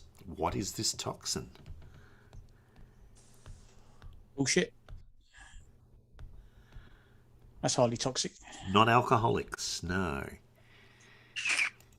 Christ. In response to long-term exposure to this toxin, mice deficient in MMP12 do not display tissue degradation. It's not alcohol, no. It's not gluten, no. 6-minute walking distance. 6-minute walking distance and MMRC dyspnea are two of the factors of the Bode index used to predict the outcomes of a disease caused by this toxin. What is this toxin? Not snake venom, not flerfism, not cats, not web spinning, no. Not lactose, no. This toxin oxidizes MET358 within the reactive center loop domain of alpha-1 antitrypsin, inhibiting the binding of serine proteases to it. Now, doesn't that sound like technobabble? And a big hello to Lemonbird. Yeah, that's right. Who let him in here? I didn't. Say, yeah. Not lead, no. Okay, this toxin is linked with a decrease in severity of ulcerative colitis. No. Not oxygen monoxide. A molecule in this toxin changes brain physiology by upregulating a namesake class of acetylcholine receptors. What is this toxin? Not seafood diets? No. COPD is caused by the intake of what toxic aerosol that contains nicotine?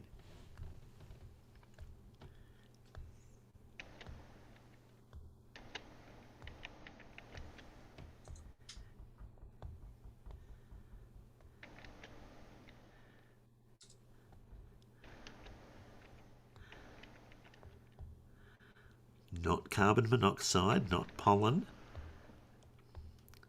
And Dave Cannabis has the correct answer out there. It is cigarette smoke or tobacco smoke. Oh. Yeah. Well done, Dave. Okay, question 5. Agents, this one will go fairly quickly, I think. Agents of this organisation sprayed modified fentanyl into a target's ear in a nearly successful assassination attempt. What is the that's got to be my first guess. It's not that one, no. All right then. It's not the Russian guys, no. Oh, it's not them either. No. It's not the KGB, Carl Edwards. No. Explosives hidden in bars of soap were used to send booby-trapped packages to German scientists by an agent of this organisation, Wolfgang Lotz. It's not Chaos. It's not MI6. I don't know how many people would have got that. No, it's not MI5.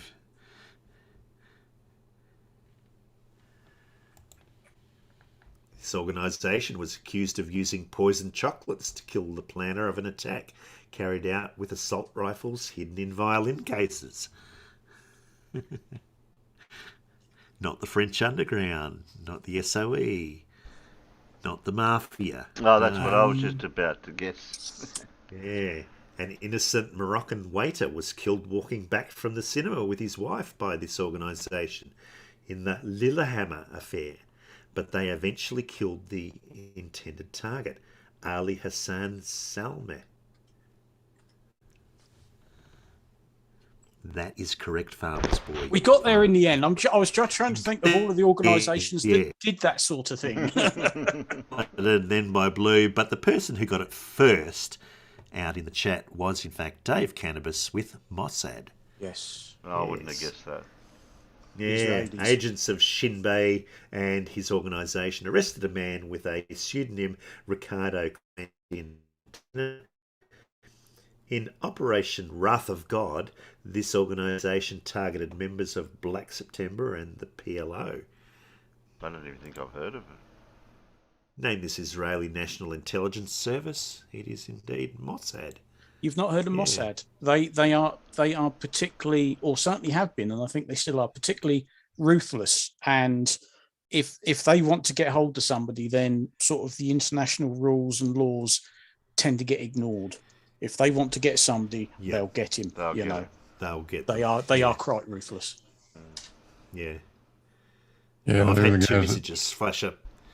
I've had 2 messages flash up on my screen saying my internet's unstable. So if I drop out, well, that's why you've been a bit robotic.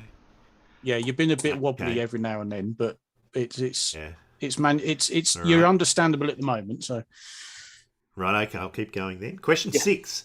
The massive Barthelais Island in this river provides views of a nearby building, home to an annual arts festival founded by Jean Villard. What is this? A river? Yeah. I'll give you another quick clue. Guardians use a distinctive breed of white horses to herd bulls that feature alongside Rastours in a type of bullfight popular in this river's delta. Ooh. What is this river?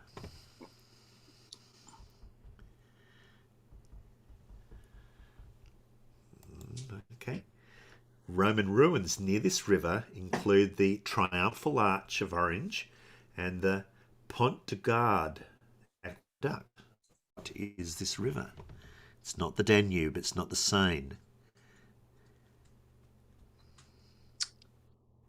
It's not the Seine, no. According to AOC rules, Hermitage and Condrieu wine grapes must be grown in the delta of this river. It's not the Tiber, it's not the Camargue. perhaps you means the Camargue. The futuristic La Confluence neighbourhood in Lyon separates the Saône from this river? That's the one, Farmer's Boy. I know I'd remember it in the bloody end. Yeah, but you didn't beat John McMunn. Oh, you're right. Who got Yeah. it first out in the Peanuts. Well done. Well it's done, the Rhone. Sean. Yeah. What was it called, the river? The Gashol Lighthouse. Yeah, the Gashol Lighthouse is located in this river's delta on the Digue à la Mer, a dike that protects the Camargue from the Mediterranean Sea. Yeah. Name this river that passes through Avignon, southern France. It's the Rhone. That's it. Yeah. I was trying to remember my French rivers. Yeah.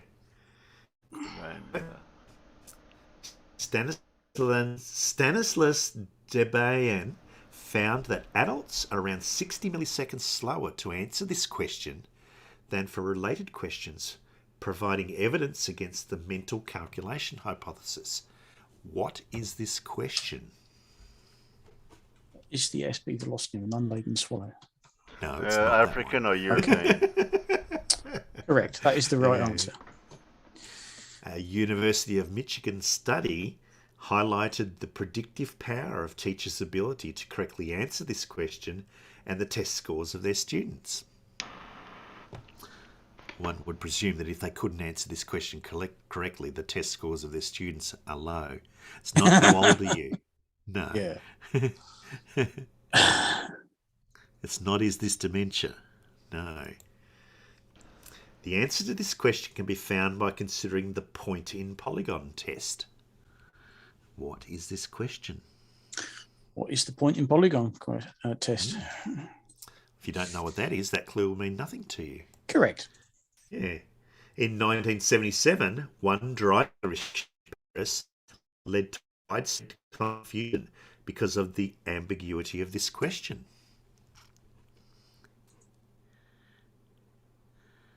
It's not age or name, no. Common responses to this question include claiming its central number is special, not a real number, or neither.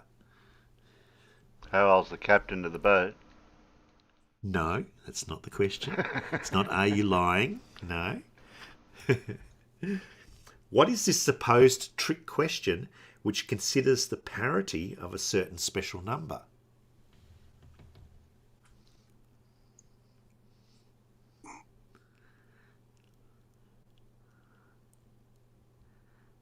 Any ideas? No. Do you know what parity means? Something to do with pairing? No. It's not what is E? No.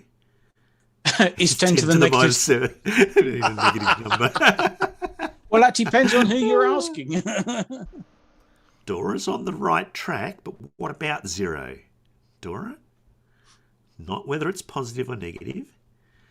I'll give it to Vroom Fondle. The actual question is 0 odd or even? So what do you reckon? Is 0 odd or even? No.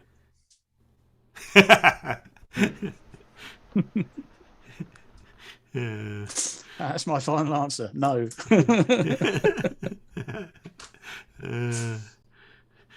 It's even. Yeah. Okay. Sure? Question 8. Yeah. A 1987 experiment by the European muon collaboration yielded the still unexplained finding that most of this particle's spin did not seem to be carried by its constituent particles. Which particle is this?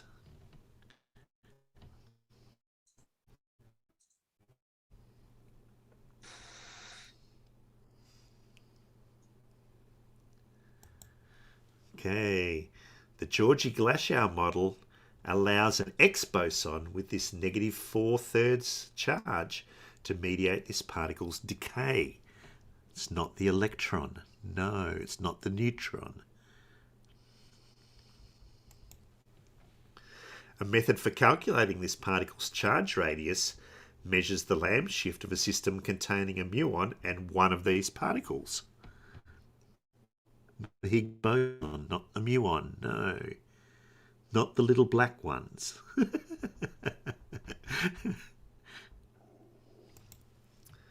This particle's half-life would be greater than 10 to the power of 34 years, but its decay has not been observed.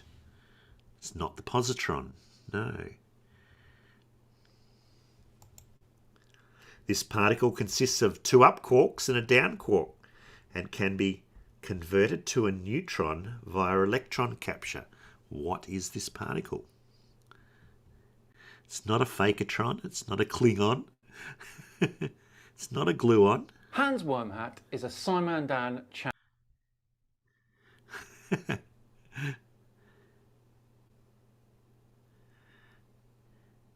It's not a pushytron. And Clive Wells has come up with the correct answer. Name this positively charged elementary particle found in atomic nuclei. It is the proton. Well done, Clive.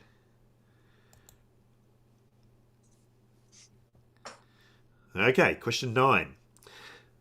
The claim that this concept is the sensorium of God was attacked as heretical because it implied that the essence of God contains parts. What is this concept?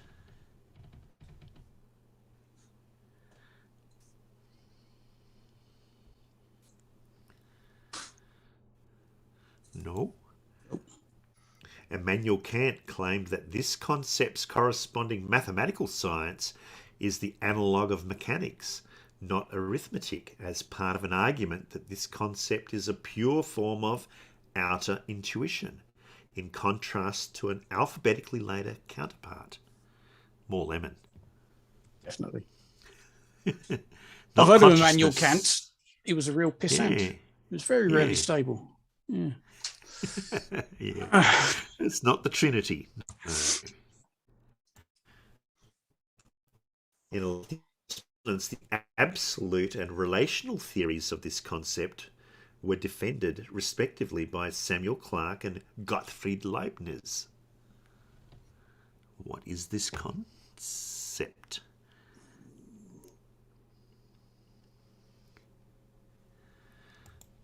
No.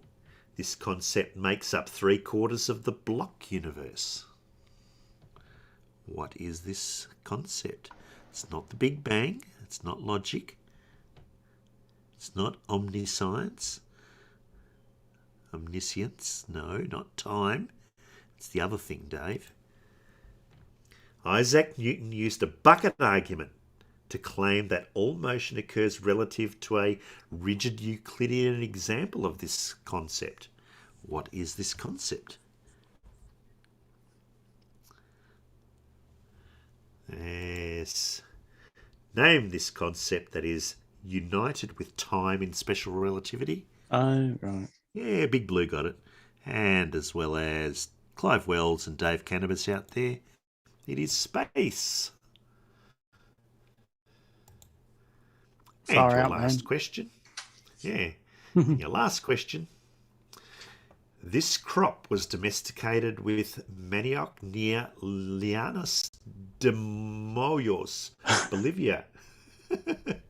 But captives who survived by eating it raw on slave ships conflated it with an African relative named for the Bambara. What is this crop? Not broccoli. Not corn. This crop titles a Confederate folk song about the Georgia militia. What is this crop? Not limes. No. Not tapioca. Not cassava. No. Not bananas. Not corn. Italian pushcart vendors in New York sold this crop to Union troops who first ate it boiled in the South. What is this crop? It's not sugar. It's not sweet potato. Not onions, no. Not maize. Farmers in Suffolk, Virginia, competed with this crop's Spanish variety. not hot dogs, not chicken. You don't grow hot dogs. You don't grow. It's time to plant your chickens, guys. Just go out and look at those hot dog trees. Just see how they're coming along. Yeah. Yeah. The mental health advocate Rosalind Smith helped her husband farm this crop in Plains, Georgia. Ah, spelled that wrong. It's not tobacco, it's not rice. No. Why do I keep spelling it wrong?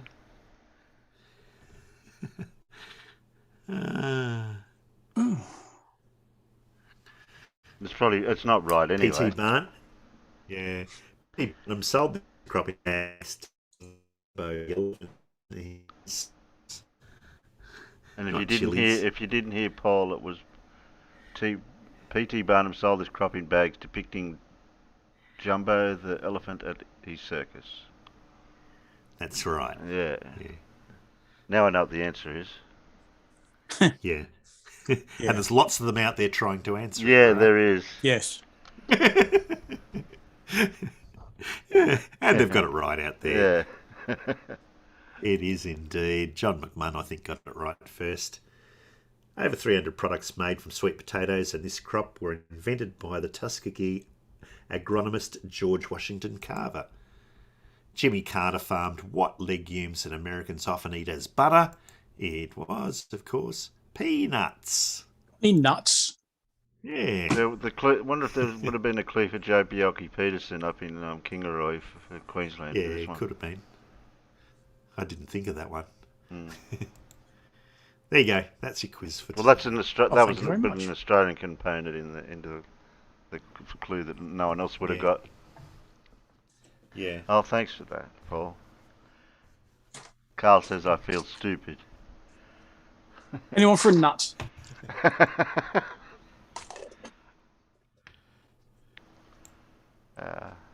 How'd you go, Bandy? Thanks. Did you get any right? I was quiet for a reason, Terry. Okay. Because he wasn't going to make any valid contributions whatsoever. Oh, farmers, that's a little bit harsh. That's harsh. That was harsh. But, that was harsh. But, yeah, but you don't seem to be arguing with me. Well, I was waiting for our moment, farmers, right? I was doing the polite thing, right, so we can get the quiz over and done with. What do you need help with, farmers? What are you struggling with today? Today? Yeah. I'm just struggling with people every day. This period, you're struggling. Oh no, I'm fine, mate. I'm struggling with people who send emails with links that lead to nothing. But other than that, no, I'm fine. Oh, did you get one too? I got hacked.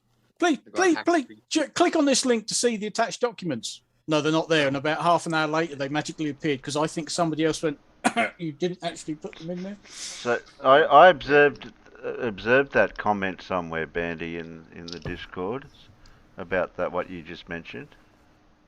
Yeah. So tell us the story. Well, basically, I was sent a link from what I thought was a trusted source. Because I've known this, this person for a while. Well, don't know them, I know them. Anyway, they sent me a link to join a Discord server. So I clicked it. As soon as I clicked it, I don't know what happened, but it sent out messages to every single server I was on, every single contact, sending the same link. Discord crashed. My computer was going absolutely crazy. I thought something's not quite right here. So immediately I couldn't do anything on my computer. So I jumped on my phone, logged into Discord, immediately changed my password to my Discord, and I did that 3 times actually. I changed my password 3 times. When I got back into Discord, God, I had so many messages from people going, what the hell is going on?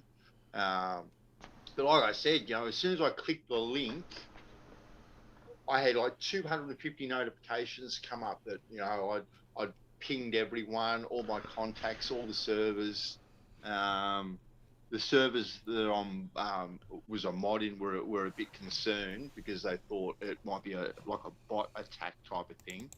So a couple of them, I got my mod roles removed until I fixed things up. But everything seems to be under control now, and no harm, no foul. I think I got onto it quick enough and went around and deleted what I could, and other people, didn't bother clicking the link either. So which is a good thing. You mean the But it one that happened, it came all through the DM from you, that Discord? Yes, that Discord link, yes, yeah. So I don't know what went on at all.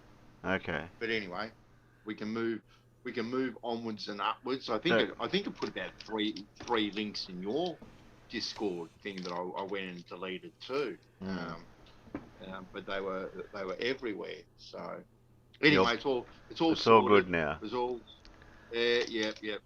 But it was quite strange, really. So all these invites I've got on my Discord from Bandsaw Bandit, I should not click on them, right? No, not at all. Yeah. It says Bandsaw Bandit. It says you've been invited to join a server. Pepe emoji. Yes. Yeah. Do not delete it under all circumstances. Delete it. But, yes. It's a bit of a giveaway when you see that same message appear. You know, it's like in Terry's. It was almost every every channel or every subsection of Terry's had got the same invite appeared in it. And when you see that, you think, yeah, this isn't legit. Yeah, something like I said, farmers, straight away when all my notifications started going absolutely haywire. Correct. I knew something wasn't quite right. It just had this gut feeling. So I changed my passwords and everything pretty much instantly. Yeah. And then took it from there, and then I just kept on getting all these messages from people. What the hell? What's this? What's going on? Blah blah blah blah blah. So 3 hours later, answering DMs and stuff. It was just but whatever. It was a bit of fun and games. Thank goodness there was no harm from it that happened, that eventuated. Good. But anyway, back to the topic, farmers. What do you need help with? Like, what are you struggling with on your horizontal level playing field? Well, what do you struggle with to come to grips with where you are? What playing field? What are you about? There we go. What do you struggle with the most? The thing I struggle with the most is why grown adults pretend the earth is flat. Well, now let's not go down the insult game. You haven't insulted anybody because yet. It doesn't go pretty. Actually, Blue's already. No, I heard that last night, mate. I was in there for a while and thought, you know what, sod this. I've got better things to listen to. Oh no, he's just a vile individual. That guy. He has his moments. He really is. So I gave him a what's for, and I thank Blue for letting me do that. I know. I heard it last night, and then we heard it again in here today. Yeah, we're going to check the biology textbooks. Oh, you did not, Blue. Did you replay it? Oh yes, absolutely. Yeah. Well, I didn't do it. Terry did. Terry did. Can I just say, Bandy, that I think quite a few of the things you suggested that Sean did were maybe not biologically impossible, but highly improbable. Yeah, I was thinking of that. Yeah, but certainly be entertaining to watch. I'll put it that way. Yeah, I don't know. You have to rewrite the textbooks, Bandy, for a few of those ones. I did give Blue fair warning that if Sean was to participate with me, what was coming. Well, yeah, and you didn't disappoint. And I do appreciate Blue in actually muting Sean for me so I could get that out of my system. It was muchly appreciated. But Yeah. He is. He's a funny individual. He's not liked by too many. That fellow. That is for sure. That is for sure. But anyway, Were you having a Were you having a conversation with him in the text chat or something prior to all that? He has sent me, Terry, about 50 vile messages. Wow. Absolutely vile. And basically, calling me a liar plus every other filthy name under the sun as well. And what I did, and I repeated what I heard in good faith. Nothing was made up whatsoever. And that was basically the story. And I'd had previously discussions with IB, and then after I went to Blues Channel, IB and I had a discussion in DMs because he was asking me about what gyro compass what model we were talking about. I said, huh? What? I just asked him about gyro compasses. I didn't have a particular model in mind Yeah. when I was You asked a generic question, you got a generic answer. Exactly right. So, and that may be very well and correct for a generic model, right? The guy, I'm not going to say that he gave me the wrong information. He probably gave me the right information for a very generic kind of question. So, and that's all I passed on. And he tried to make out basically that I was passing on stuff that I wasn't passing on, that I'd claimed that I'd spoken to a technician, this person that, does this and does that and does the other thing, which wasn't the case whatsoever. I even gave the name of the company, AMI Gyroscopes in South Australia. Like, there was nothing to hide whatsoever. The guy's probably the owner, the operator, the salesman, everything. But he did make it clear that he wasn't the technician that went out and fitted them on the boats.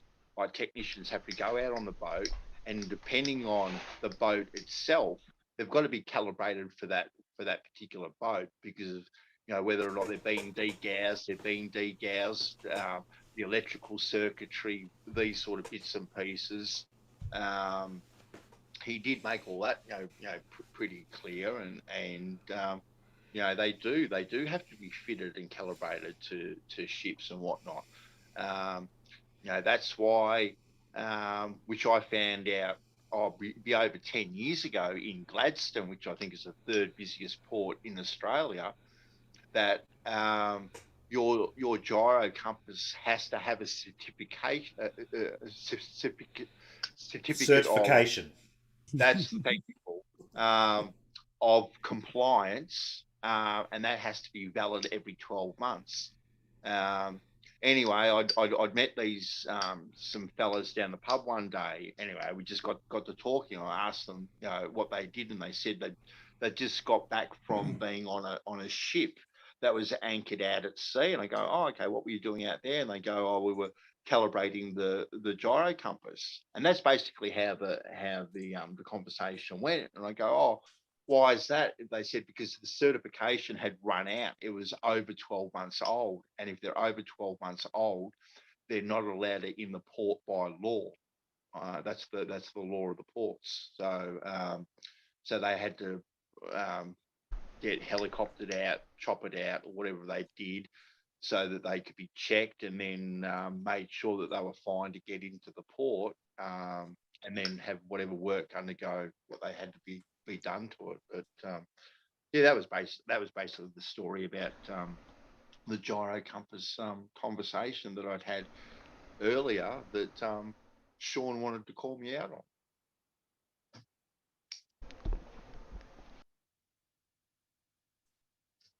Well, you're right. Sean gets a little excited about things. I don't make the automatic assumption that somebody's lying about anything. I assume that it's very possible they're mistaken about it, but not necessarily lying about it, right? And I think I said this earlier, Bandy. It's quite possible the guy didn't understand the question you asked him, and he gave you the answer to a different question. That Maybe, yeah, that maybe. could have, yeah, that could happen. Yeah. There can be parts of it. The gyro compass itself, as IB was talking about, is always going to orient itself to north. But those repeaters, and they're required in various locations throughout these big ships. Mm-hmm. The repeaters themselves do have to be calibrated to make sure they're matching what the actual gyro compass is showing. So it could be that that's what the guy was talking about. So which component Possibly of that information or the conversation that you had with this person was Sean questioning? He was saying that I was lying about that these things had to be calibrated and set to north, and which is the conversation that I was having with riding on eggshells. And actually, when this was quite interesting, actually, because not interesting, but a coincidence that when Riding and I were actually talking about it, we had actually pinged IB at the time to see if he was around, to see if he could join in the conversation. Yeah, he made out that I said this guy was a technician, and that he sets them to due north and all this other type of ridiculous sort of stuff, which just wasn't the context of the conversation. Like I said, I wasn't lying at all. And if I misspoke, I haven't even gone back and listened to the conversation. And if I misspoke or said something that wasn't quite correct, it definitely was not intentional at all. I was just relaying a conversation that I'd just had 5 minutes prior to the conversation I'd had with Riding, because we were talking about gyro compasses, and the question came about, well, has anyone spoke to anyone about gyro compasses? And everyone's kind of silent. No one had spoken to anyone about them. So I Googled gyro compass companies in South Australia, got one, went on mute for a bit, rang them, had this conversation, and came back and relayed the information that I got. But yeah, at no stage was anything a lie or anything like that. It was just what it was. And like Blue said, maybe the question was vague, or this or that or the other thing, and things got a little bit confused in the wash, but it came out the way it came out, really.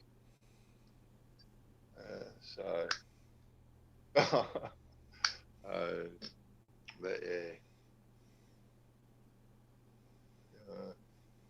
Anyways, enough of that. Enough of my melodrama.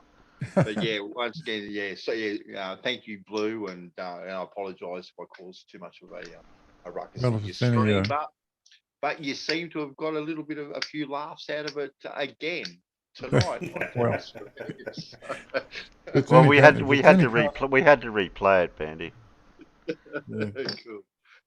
If it's any consolation, I tend to react in a very similar manner when somebody calls me a liar to my face. Yeah. However, I'm not sure what Sean's grandmother had to do with it. So yeah. Well, like I said, Blue, it probably wasn't my finest hour, but anyway. You think? It was colorful and creative, though. I think I've heard that. But anyway, that's just an image I don't want to think about again. Okay, I just want to put it out there. I apologise to Sean's grandmother, so I'll put that one out there. Well, usually Sean's in the peanut gallery sometimes, so he may be listening, but he hasn't typed anything. So if he's listening, I hope, Sean. Yeah. Yeah. And I gave him the opportunity to apologise like a man, but he didn't want to do it. So, anyways, whatever. We have bigger fish to fry. Farmers has problems. Yeah, Farmer, I heard that you got a problem. Have I? Yeah. Yeah, Bandy. I heard it from Bandy. Oh, it must be true then. It's got to be true. It's got to be true. And I'm here to try and help you, farmers, right? Help me help you. But help me. I don't need your help. I already know what the shape of the Earth is. No, you do not single-handedly know anything whatsoever. Anything at all? No, not about the shape of the Earth. Got absolutely no idea. Right, absolutely zero. You see all those books behind me? They're real, you know. Are they? Yeah. That's not one of these silly backgrounds you can put on the Zoom call. Well, look. Just because you've gone down to your local thrift shop and bought a heap of books and put them on a bookshelf doesn't mean anything. Do you know how much that lot's bloody worth? Oh boy! I spent a small bloody fortune. You can get a lot of books from most of Sally's, can't you, Bandy? However, that did come secondhand from Oxfam the other day. Oh, there you go. The likes that most of these no, they didn't. They're worth a few bob. Let's put it that way. There we go. Hey, Bandy, I get a lot of woodworking books at the men's shed. Oh, do you? Yeah, well, I don't need to bring them home because I just leave them there in the shelf. Yeah. There you listen. Look impressive. Go forest. You will see a church. Hey, Google, turn the TV down. That's the next one for me to binge watch, I think. Look, no one can say that I didn't offer my services to Farmers Boy. Let it be known. Okay. It's on It's on record for perpetuity that you did. Yeah, when he's in the corner, rocking and frothing, not knowing what's going on, let it be known that I was here to help him. Have you ever seen me rocking and frothing in the corner? Well, you're very well, maybe. But we know that a minimum of 70% of the evidence, right, is on my side. Minimum 70%. Evidence of what?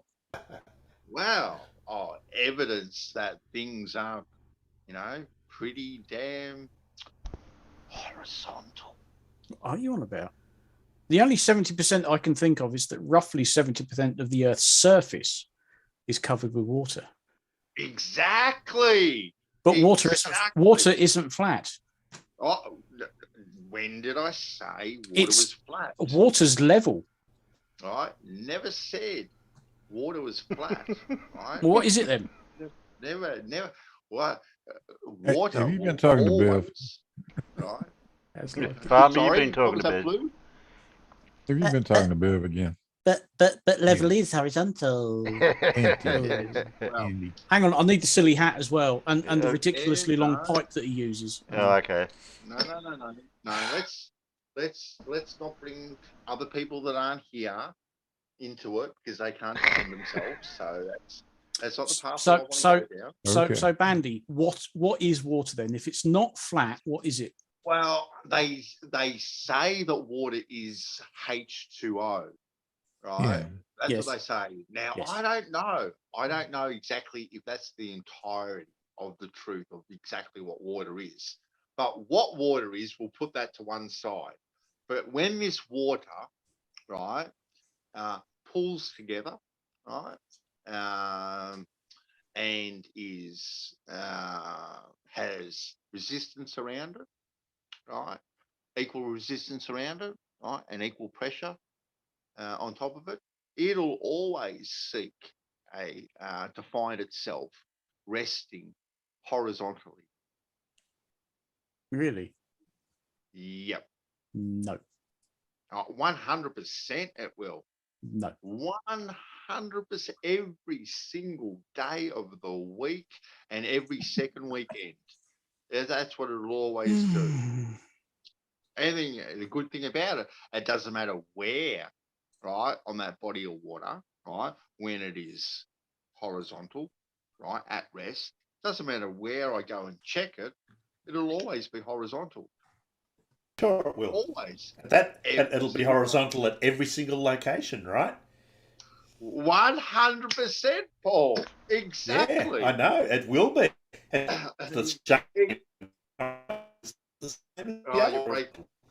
You're breaking up, Paul. He's got a dodgy internet connection. Yeah, he's got a dodgy internet. Yeah. His ducks aren't working for him. He's running. I know. He's feeling defeated. So that's We've got to get those ducks working. Yeah. I'll turn Netflix off. It might have been using up a bit of my bandwidth. Probably was, yeah. Yeah. What I said, Bandy, was that it's a shame, isn't it, that one horizontal is not the same as another horizontal, though, right? They're all exactly the same. They're all horizontal. They're all horizontal. Yes, I agree. Right. Yeah. They're all exactly the Yeah, same. if I pick up my spirit level and went across the road or down the street and put it on the ground, it's still going to show level. The problem is, Bandy, that they're not all parallel with each other. You know the best thing. Coplanar, Bandy. Yeah, they are non-coplanar. God, how many times have I seen that on AutoCAD? If you go fill up your bathtub and let it settle, and I go fill up my bathtub and let it settle, those two bathtubs, the level of that water, will be parallel to each other and horizontal. 100%. 100%. How can you measure that, Bandy? Well, because we know that two horizontal lines will be parallel. We know this. Do we? Yeah, but I said a measurement. Of course we do. That's not a measurement. Of course we do. He's been listening to Bev, hasn't he? Yeah. Hasn't he? Don't bring Bev into it. Bev doesn't hang out where I hang out at all. Oh, we can easily go and find Bev. Oh, no. You can invite him in if you like. You can invite him in, and I'm sure he would most likely, right, if he's a smart fellow, which I'm sure he is, he would agree with me. He would agree with me there.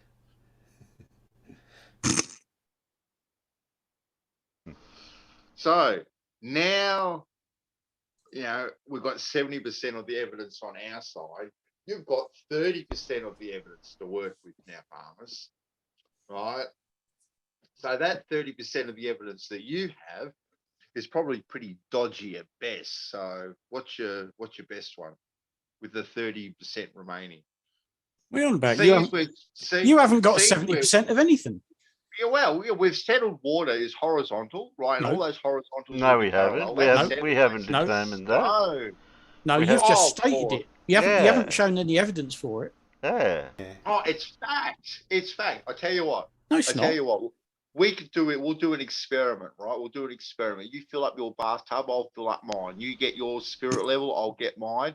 Guess what? They'll both be horizontal, right? Guess what two horizontal lines will do? They'll always be parallel, right? And how are you going to know that my horizontal is parallel to yours when you are literally on the other side of the bloody world from me? Yeah, on the other side, because we know that two horizontal lines will always be parallel. Right, so if we know that to start off with, right, so we know that your bathtub will be parallel to my bathtub because they'll both be horizontal. Doesn't matter the level of the bathtub, right? But we know that those two horizontals will always be parallel. We know this for fact. Yeah. Will the horizontal defined by the bathtub be level with the horizon? Will it, Bandy? No, that's ridiculous. We're not talking horizons. We're talking bathtubs here. Stop trying to muddy the waters here, Paul. Stick on topic.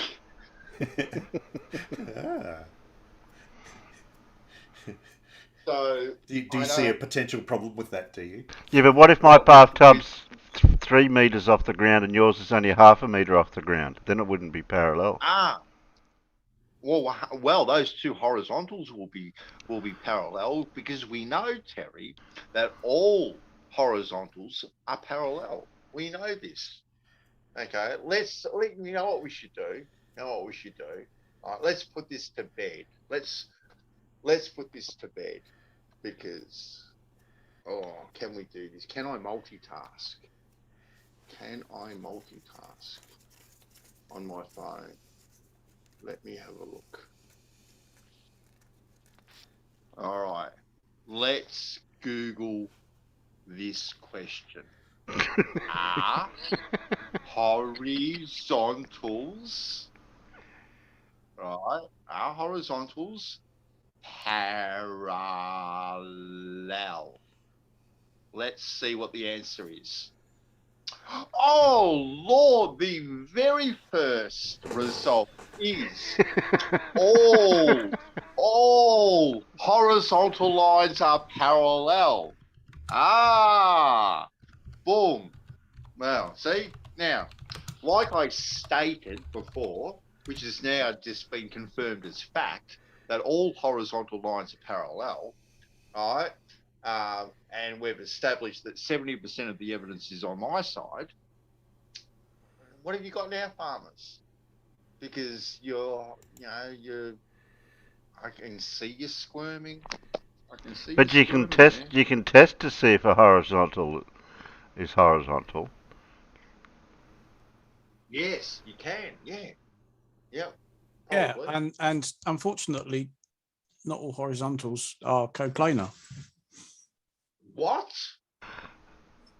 Well, they're not. Why are you bringing in these complicated words? Coplanar, it's 3 syllables. It's 8 letters and well, you don't have to hyphenate it. It can be 8 letters and 3 syllables. Coplanar. It's not exactly complex. It's not like I said anti-disestablishmentarianism, you know. There we go. There we go. So now Google is on my side. Is it? 100%. Because Google said all horizontal. Yeah. Google the same thing for him, farmers. Parallel. But when I did Google, it said something different. It come up with a question. It said, what is the difference between parallel and horizontal? And when I clicked on it, it says, as adjectives, the difference between parallel and horizontal is that parallel is equally distant from one another at all points, while horizontal is perpendicular to vertical, parallel to the plane of the horizon, level, flat. All right? But it's a shame that the verticals are different in different locations on Earth, right? Well, if you're going to be in a different location, yeah, of course they're going to be different, but all the horizontals, right, are all going to be parallel. That's the very first thing. Okay, hold on. Here we go. I'll read it in entirety. Because that's why it says the difference between parallel and horizontal. There's a difference. They're not the same. Here we go. Because I did kind of cut it off short because I just read the highlighted area. You mean you cherry picked it? Cherry picked. So, Bandy, how dare you? I may be, and I don't want to be misleading whatsoever, right? So, in its entirety, it says all, in bold letters, mind you, all horizontal lines are parallel. Parallel means that 2 or more lines can never intersect with one another. Horizontal lines are straight lines going from left to right without any angles, tilt, rotation in any terms of the X and Y axis. Therefore, they will never, highlighted, never intersect, which is the definition of parallel. And all horizontal lines are parallel to each other. That's the full. So I didn't mean to cherry pick and lead anyone astray. So now we're all back on track. Yeah, but the Earth's still a globe. No.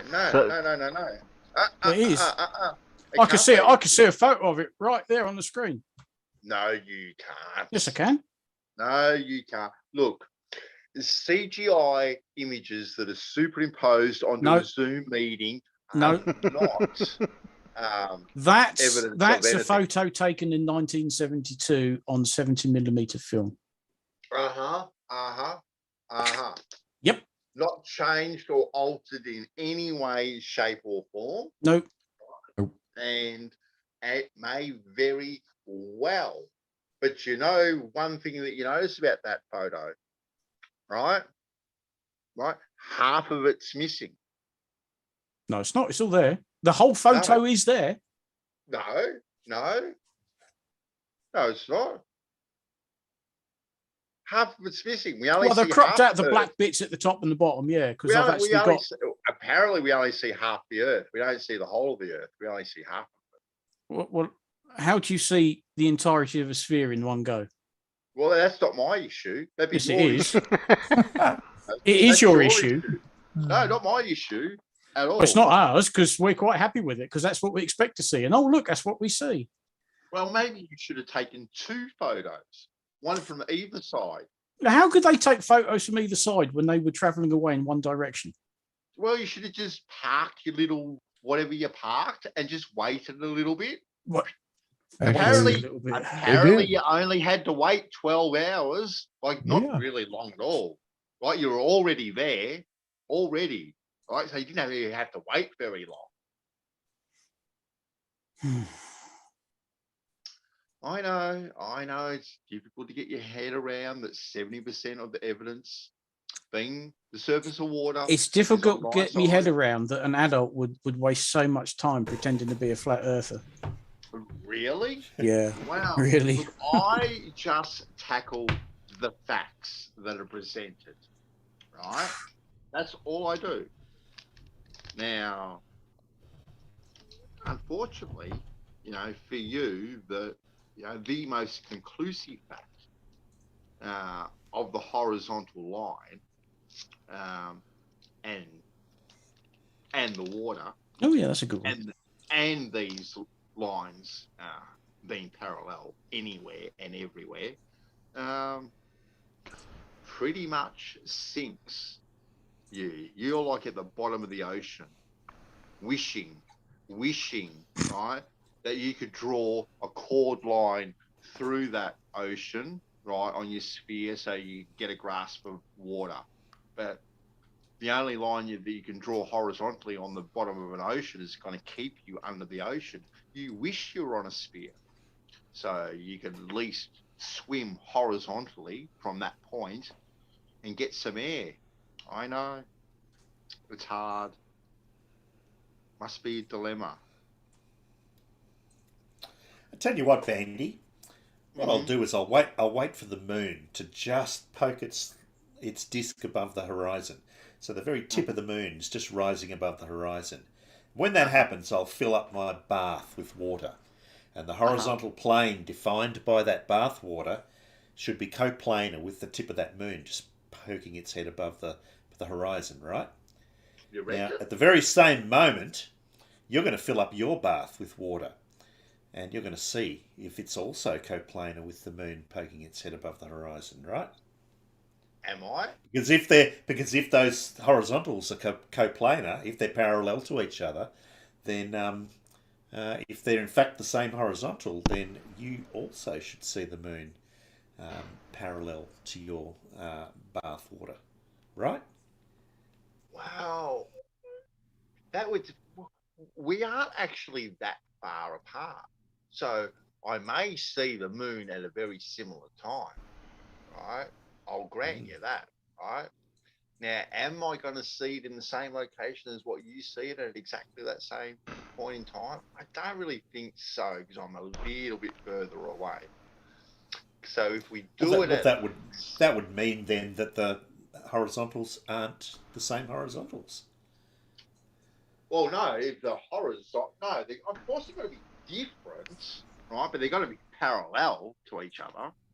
But they're not, though, because if one horizontal passes just through the tip of the moon, poking its head above the horizon, and the other horizontal for the other person doesn't do that, then they can't be the same horizontal.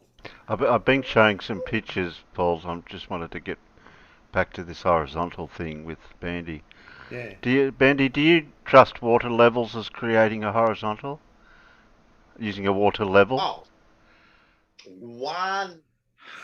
it is by far the most accurate measuring tool known to mankind.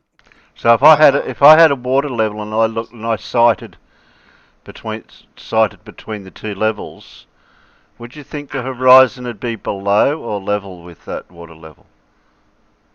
Oh, the horizon's going to be wherever the horizon's going to be. Ooh, thunder. It would not necessarily be the same, below, or above. It'll be where it'll be at the end of the day. But probably most times it's probably going to be, well, if I'm lining up that water level with my eyes, the horizon will probably a lot of the times be a little bit below it. Why would you think it'd be below the water level? Well, firstly, I'm above that water level for starters. No, you're lining it up. You're sighting the sight between the two levels at the horizon. Yeah, you're lining them up at the horizon. No, you're not lining them up to the horizon. You're looking out over towards the horizon. Okay, then. So you've got this water level in front of you. Okay. And you're sighting it up to the horizon.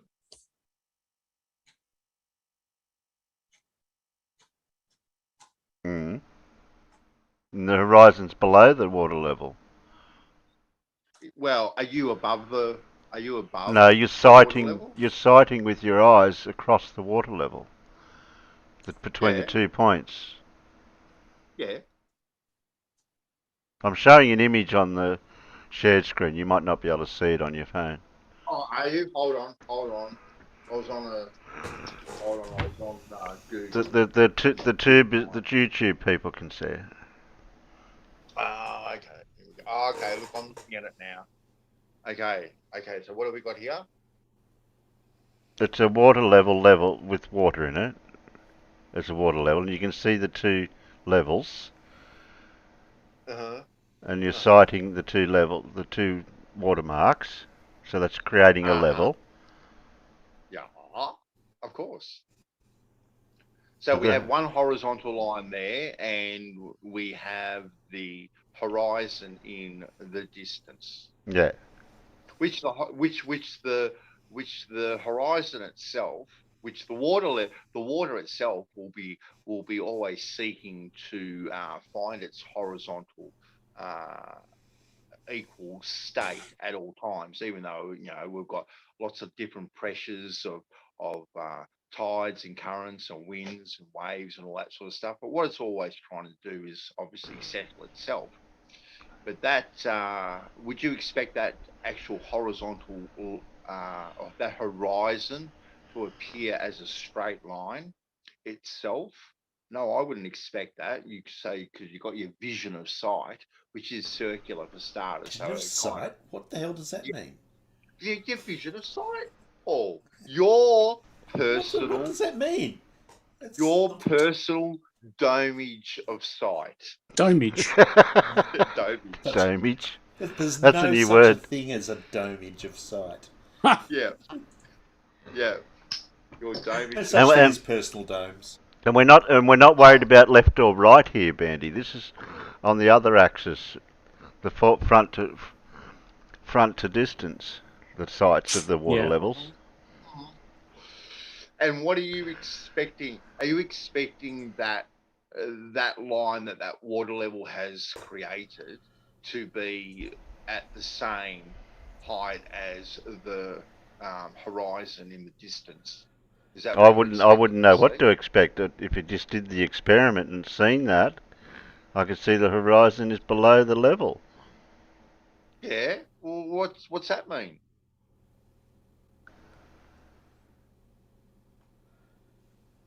Well, the horizon is created by what? Why is there an horizon?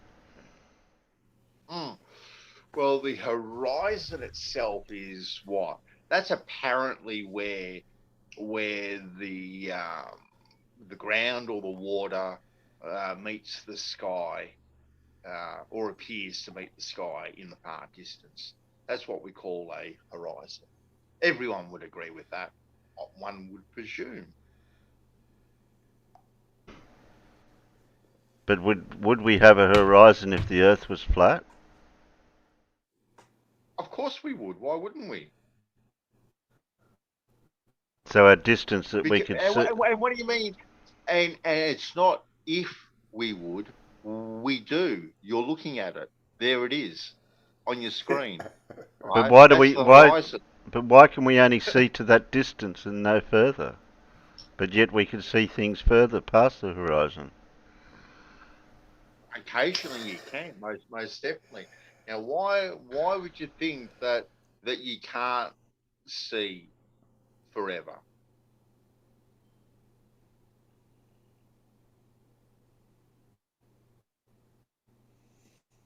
I don't understand what you mean by forever. Well, forever. Do you think that we should be able to see further than that for some reason? Well, we do. We do see past the horizon. Yeah, okay. Occasionally, yeah. Occasionally, yeah. Most definitely. Not going to disagree with that at all. Yep. But there wouldn't be a horizon then if we could see things past the horizon. If we've seen things. Well, there wouldn't be a horizon. No. I'm backtracking. Hold on. Calm your farm. No, we don't see further than the horizon at all. We're only seeing up to there. We're not seeing further than it. But we do see things past the horizon. There's evidence for that. Really? Yeah. Okay.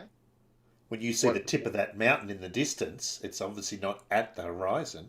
It's clearly a lot further away than the horizon is. Well, it's appearing at where the horizon is, isn't it? No, it's not. Yeah, well, yeah, it is. It kind of looks like that's where it is. No. At the horizon. It doesn't look like it's further than the horizon. It kind of looks like everything's at the same place. So you're only ever seeing everything in place,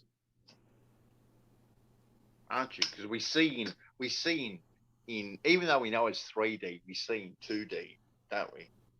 Well, we see in 3D, but it's a 2D picture that we see. I know. Nope. Yep. No, because clearly something smaller can be hidden by the horizon, even though we know it's closer than those mountains, and yet it's disappeared.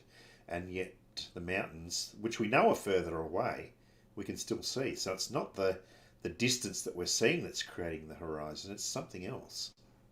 Well, we've got all these funny things in the atmosphere between us and what we're looking for. We've got all the gas, we've got the dust, we've got the soot, we've got so many things in the air that just restrict us from seeing what we see and influencing what How we do see. they restrict us from seeing what we see? All these things in the air. Yeah.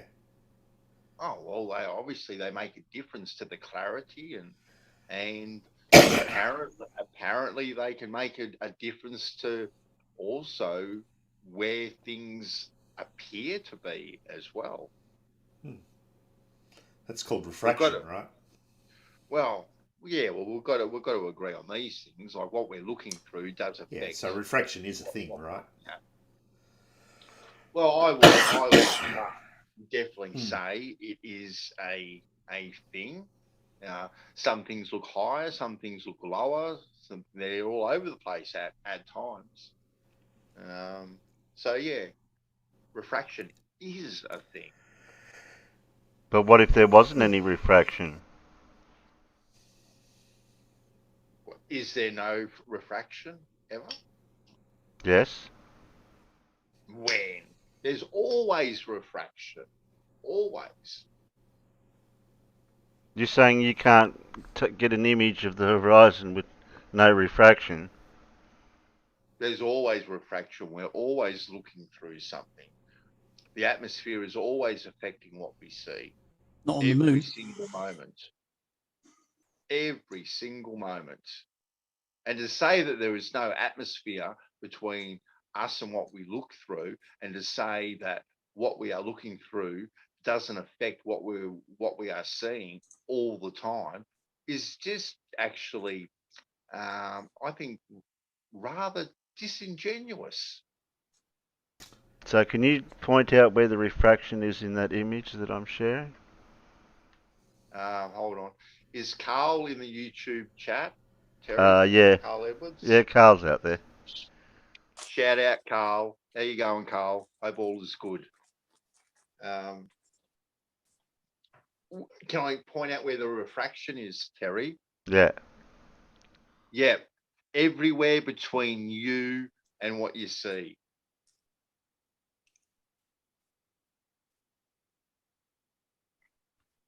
And what would be the effects of refraction? You're looking at it. No, what would be the effects? Oh, poor. What would that look like without refraction? What would that look like without? Well, see, we don't know this, farmers, do we? Because we don't not experience it. So you don't know what effects this refraction is having then? None of us do. Oh, right, okay. Yeah, none of us. You don't know much, then, do you? Well, I know you don't. Don't I? Okay. But you know, we're both on a. As far as refraction is concerned, you and I, farmers, are on a level playing field. We both don't. We know very little about it. There's no such thing as a level playing field. Oh, most definitely. Well, actually, you're probably true there. You're probably true. Yeah. I've seen some of the sporting arenas out there. You're right there. they're far from level. They're Some of the rugby pitches my lad used to play on, my God. Yeah, the soccer fields aren't level because they're designed in a certain way. Correct. Most of these pitches are designed to have a slight fall on them to help with drainage. Except there's a certain one at a rugby club in the vicinity of Gloucester. It rained all morning and the puddles were huge, which means the lads got some impressive slides. That's the image of the mountain you're talking. Is that the image of the mountain you're talking about, Paul? Well, it could be one. Well, that's a good one. Yeah, yeah. Have you got a file of images on hand, Kerry? I have.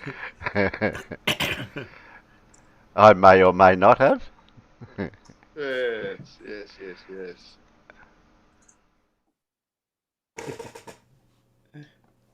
I've even got underlit. I've even got underlit clouds too. You could explain that one. Bev was not impressed when in Blue's stream, I think it was last week, I put up that the 3 tweets that he'd got from the Ordnance Survey. And as Bev and his crew were reviewing Blue's stream, it was like, oh, so you've got that sort of thing on file, have you, farmers? Yes. Yes, because it's one of the funniest things I've ever seen. Somebody who was lauding and applauding the Ordnance Survey until the Ordnance Survey themselves told him in more words than this, but stop being so bloody stupid. The Earth is a sphere. Look, of course I kept those tweets. I'm not gonna comment on people that aren't here. I've already made that clear. But you're gonna parrot the sort of crap that he says, though. Hey, I speak for me only. Oh, Everybody knows this, right? Everyone knows this, right? So I don't speak for anyone else other than me. So, and I don't really like talking behind people's backs. Oh, we respect you for that, Benny. We certainly do. Yeah. We only wish Bev shared your attitude. Well, that's because he doesn't have any problem talking about me and farmers behind our backs. Well, look,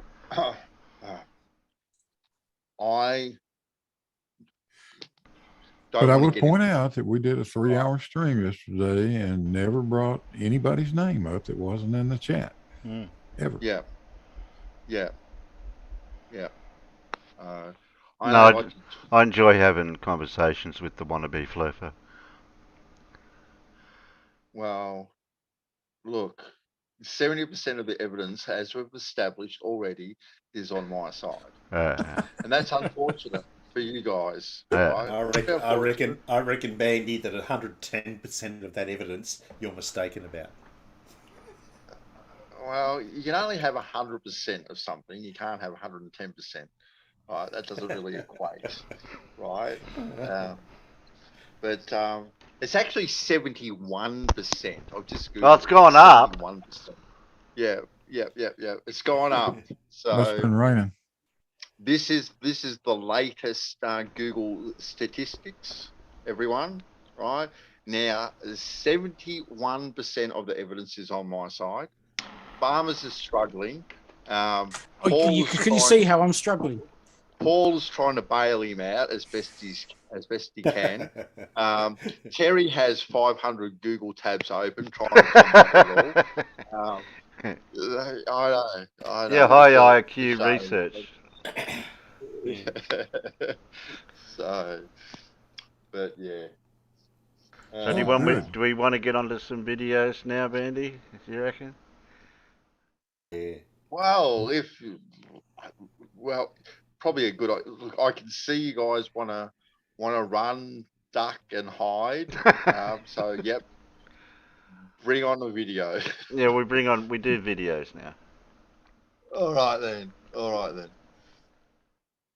I better close some tabs. I've got too many tabs open. You've got too many tabs open.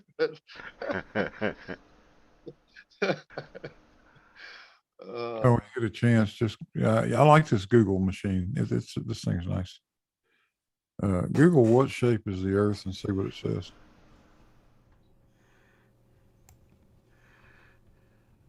Look, Google is controlled by the Illuminati. All right, you got to use it very wisely. Well, then you can't trust that 71% now, can you? Do you know? It's funny. I just typed into Google, "What shape is the Earth?" Mine says the Earth very is first roughly thing a it comes sphere. up with: the Earth is roughly a sphere. Ooh, that's what I got too. This is why I go to Encyclopedia Britannica, the old edition, the first edition. Let's try that. You've got the first edition. That would be worth a fortune. Oh God, I wish I did, farmers. It would be worth a fortune. But you just said that's what you go to. You haven't got it. If I had it, right? I'm sure if I had the printed version, I'm confident with what it would say. That 71% of the evidence is on my side. That all horizontals are parallel, right? Could I just say, hello, Sean Hawkins? Oh, hello, Sean. Well, I'd like to say something, Terry, but I will refrain because this is. Have you topped up the swear jar lately? Look, Terry, I don't want to be muted again by you. or put in the naughty corner. You know what Limey did, Bandy, the couple of weeks back. He gave me a couple of dollars and said, "Here, that's payment. Pay forward for the swear jar." Oh, really? The bugger. Yeah, I said, "That's not how it works."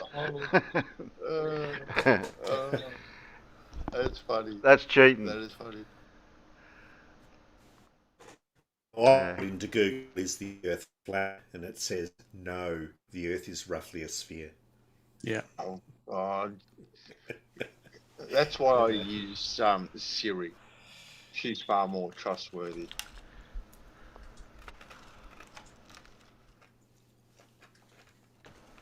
What is? Let's see what happens if I do type this in. Let's see what results we get. The very first one. Bandy, what's a 4-letter word that starts? That is gold. That is absolutely gold. Hey, Bandy, what's a 4-letter word that starts with P?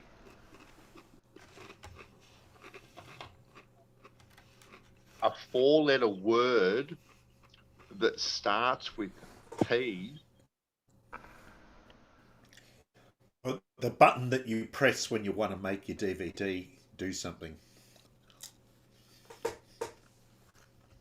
Oh, okay. Away we go. Quiet, everyone. Play. Velcro. Velcro is a brilliant invention, isn't it?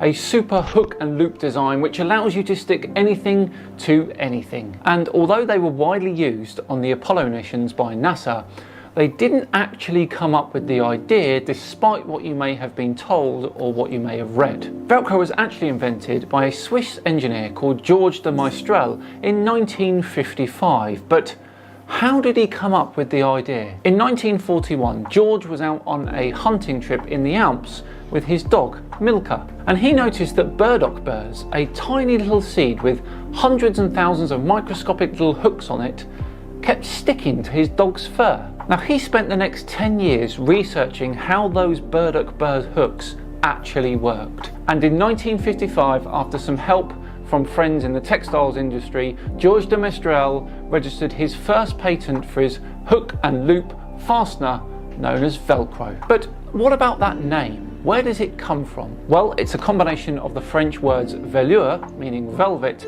and crochet, meaning hook. So basically, hooked velvet. So there we go. Next time your friend is trying to impress everyone at a party by saying that NASA invented Velcro, you can put him in his place quicker than a hook goes in a loop. I've been Simon Dan. This has been another Misconception Mini, and I'll see you next time. There you Subscribe go. here. Definitely click that one. 100% click. All that time I thought NASA invented it. There you go. And I misquoted Some it. Swiss It wasn't crocheted velour. It was hooked velvet. Yeah. As opposed to blue velvet. Mm. Oh no, it's something else. Is there any other?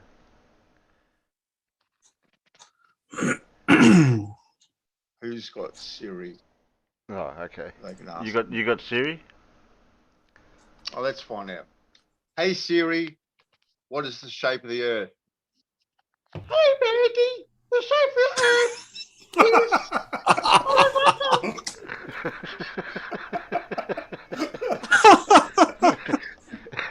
Andy, go to your room. Oh dear. Yeah, go to your room. I think there's something wrong with your Siri, Bandy. Yeah, I should return it and get your money back if I were you, because that one's broke.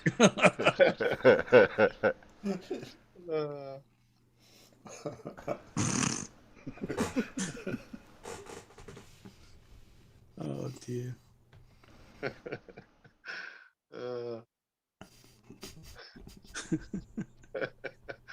Trish note sounds legit.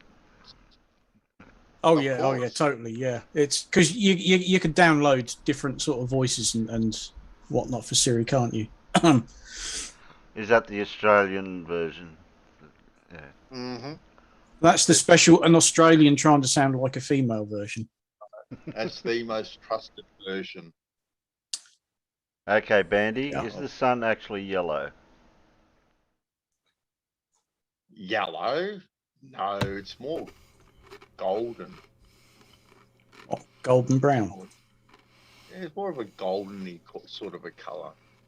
Well, that's the colour it emits, and that's the colour it looks. But yeah, no, it doesn't look yellow. It looks more goldy, I would say. Fair enough.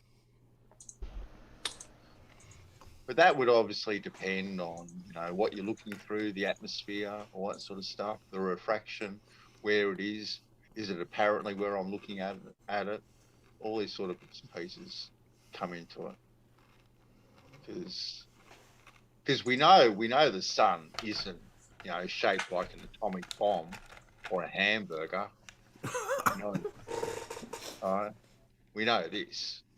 But yet it appears to be like this many, many times. P word. Play. Yellow. You've all seen that well-established typical child drawing of a nice green field with a beautiful blue sky and a lovely yellow sun in the top corner. Now the sun does appear to be yellow in the sky and sometimes orange or red during sunsets. But the sun isn't yellow or orange or red. It's actually white. And let me tell you why. The sun emits light from all wavelengths of the electromagnetic spectrum, from radio waves all the way through to gamma rays. And this of course includes all wavelengths of visible light. Now, all of the wavelengths of visible light combined give us a white colour. So from space you can clearly see that the sun has a white hue. However, here on Earth, the sun's light has an atmosphere to pass through. It just so happens that the Earth's atmosphere is very good at scattering the indigo, violet and predominantly blue wavelengths of light in all directions, which is why the sky looks blue, a phenomenon called Rayleigh scattering. However, it's not very good at scattering the yellow, orange and red colours, which means they can pass through the atmosphere a bit easier. This is why the sun looks yellow during the day and an orangey red at sunrise or sunset, where almost all the blue light has been completely removed due to a thicker portion of atmosphere it has to travel through. So next time you see a child's drawing with that lovely yellow sun in the top corner, tell them that the sun isn't really yellow and it's actually white because of Rayleigh scattering in the upper atmosphere. Only joking. Tell them it looks great, of course. I've been Simon Dan. This has been another Misconception Mini, and I'll see you next time. Subscribe here, definitely click that one. So if a child draws a drawing and just leaves it blank in the corner, and you say, "Where's the sun?" You say, "Yeah, they're in the corner." There, can't you see it? Look. Yeah. They'll have to draw it on black paper. Yeah. Well, of course they're right drawing it yellow because that's what we see down here on Earth. Yeah, you only see it white if you're up in space. And it's also bloody bright. The sun isn't yellow, it's chicken. Okay. Right. It runs away at night. Wow, what colour did he say it was? It's white. Oh, I don't know. I'm going to contend that. Of course you are. Oh, God, of course you are. Oh, my God. Well, unlike you farmers, right, I don't just believe the first source that I hear. All right? I like to look into things. All right? What, with your eyes closed? With my eyes closed. Now. Oh, I'm doing flat Earth research. Now, yes. What color is the sun? White. It is a common misconception that the sun is yellow or orange or even red. However, the sun is essentially all colors. That's white. Mixed together. All right. That's what white is. No, can't be. Have you mixed all the colors together ever? See what color you get? You don't get white. Mix them together. Get a heap we're talking paint, about light right? here. Get a heap of paint, farmers. Mix it all together. What do you get? We're talking about light. Is paint light, Bandy, or is it an actual, or is that matter? Color is color. No, Right? light and matter are two different things. Yes. Well, I don't know. It's like weight, isn't it? Right? What is weight? Anyway, I'm digressing. We're going somewhere else. We're going somewhere else, are we? Okay. Well, damn it. I was going to. Is that coming out the right way round? Please, somebody. Hey, wait a minute. I'll make it bigger. That way people can That's a see bit what you harsh. did. That's There you a go. bit harsh, Bubs. Save me.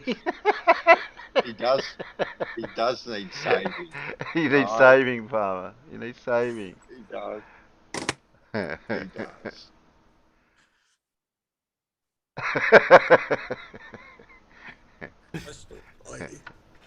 Oh, is that the time? I must be getting on with work. Sorry. Yeah, I thought that's actually, what you were been, doing that whole time. I have been, and it's not helped. Oh.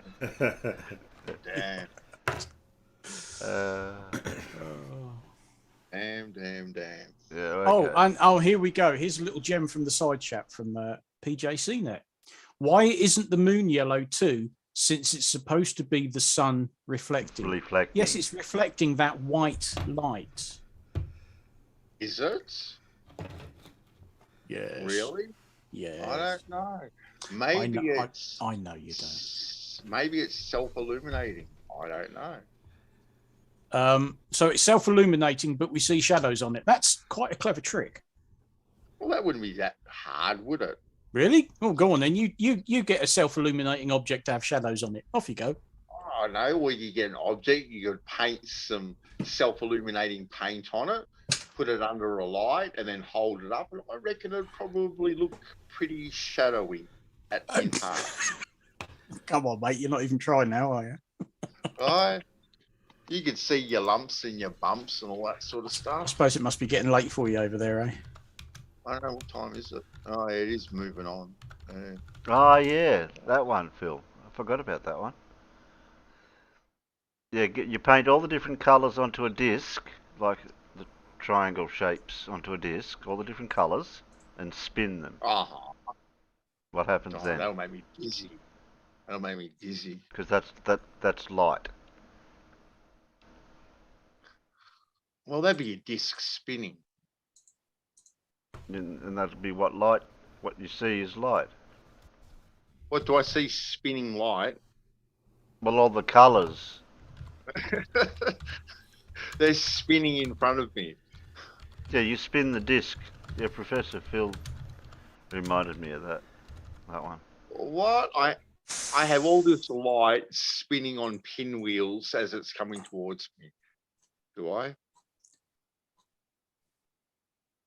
Yeah, you get a cardboard disc and you paint all the different colours on the disc. And then you spin it like a what do they call those? A pinwheel. A pinwheel. Yeah. So this is a new one to me. So now now what I'm looking at is quadrillion pinwheels flying towards me. Damn. Well, it's just the one, actually. It's one big pinwheel. Gee, that sounds dangerous. One big pinwheel heading towards me. Limey, what have you done? We've got our newest panel member says I needed to set a reminder.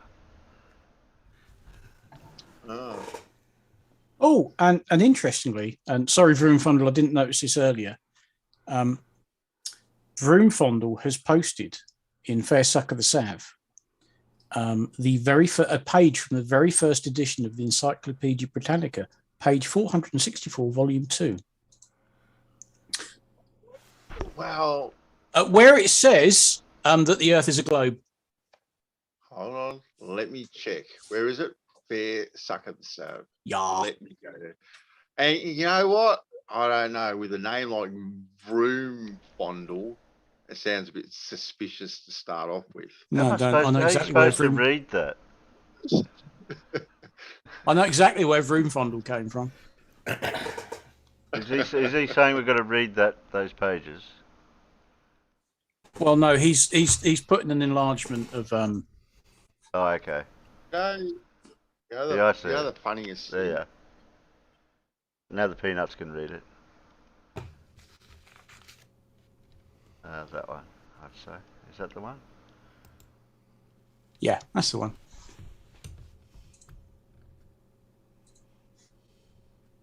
Yeah, the peanuts can read it now. You know how when you type something into Google, generally the first hit is like a short paragraph of something out of a website, but it's just in normal font, right? Which is basically what I did before with the horizontal thing. So it's pretty much in the same font as the rest of the writing on the Google page. When you type in what shape is the Earth is roughly a sphere, and it takes up half of your computer screen in big, bold, flashing letters. Oh, that's gold. That is absolute gold.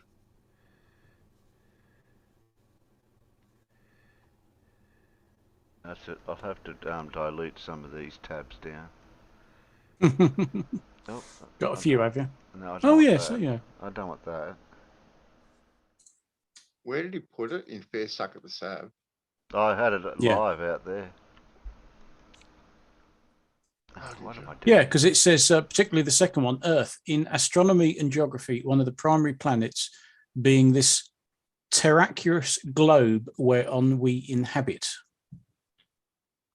Terraculous? Yeah, well, considering the age of this document and the fact that back then we had a letter that's no longer in our alphabet that looks like an F, but it actually represents an S. I'm trying to remember what it had a name, it had a term. But yes, really? it's basically saying that the Earth is a globe, and the one above says it's a globe, you know, and this is the first edition. Yeah, what year? What year did this first edition come out, Farmer? 1771. Oh, exactly, right? Exactly Exactly the start of the mass indoctrination. what? See, No. more evidence. More evidence. Keep So it presented. 1771 is before Aristophanes. Yeah. No, Is it, actually? no, it's not. It's quite a while afterwards, actually. Oh, exactly right. But the whole printing press and all that sort of stuff is, we had to get this out to the masses, right? So 1771 pretty much aligns up with, well, the evidence just keeps on falling into my lap, really. Do you think the printing press was in its heyday? Was in the 1700s, Mandy? Oh, in its heyday? Wow. It did have a heyday. It no longer is in its heyday. It's now obsolete, pretty much. Printing. Do you want to know when the movable type printing press was invented? Yeah, we did a show on this one at one time. Yeah. A little bit before 1770. Yeah, a little bit before that. Yeah. In fact, about 300 years before that. There we go. See? What do you mean? There we go.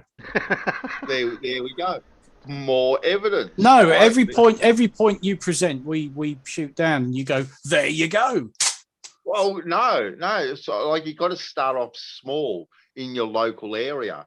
So you start off small, right, with one little printing press. Right, you got that working, right? Then you start to mass produce it, and then by 1771, right, obviously it was in full flurry, right?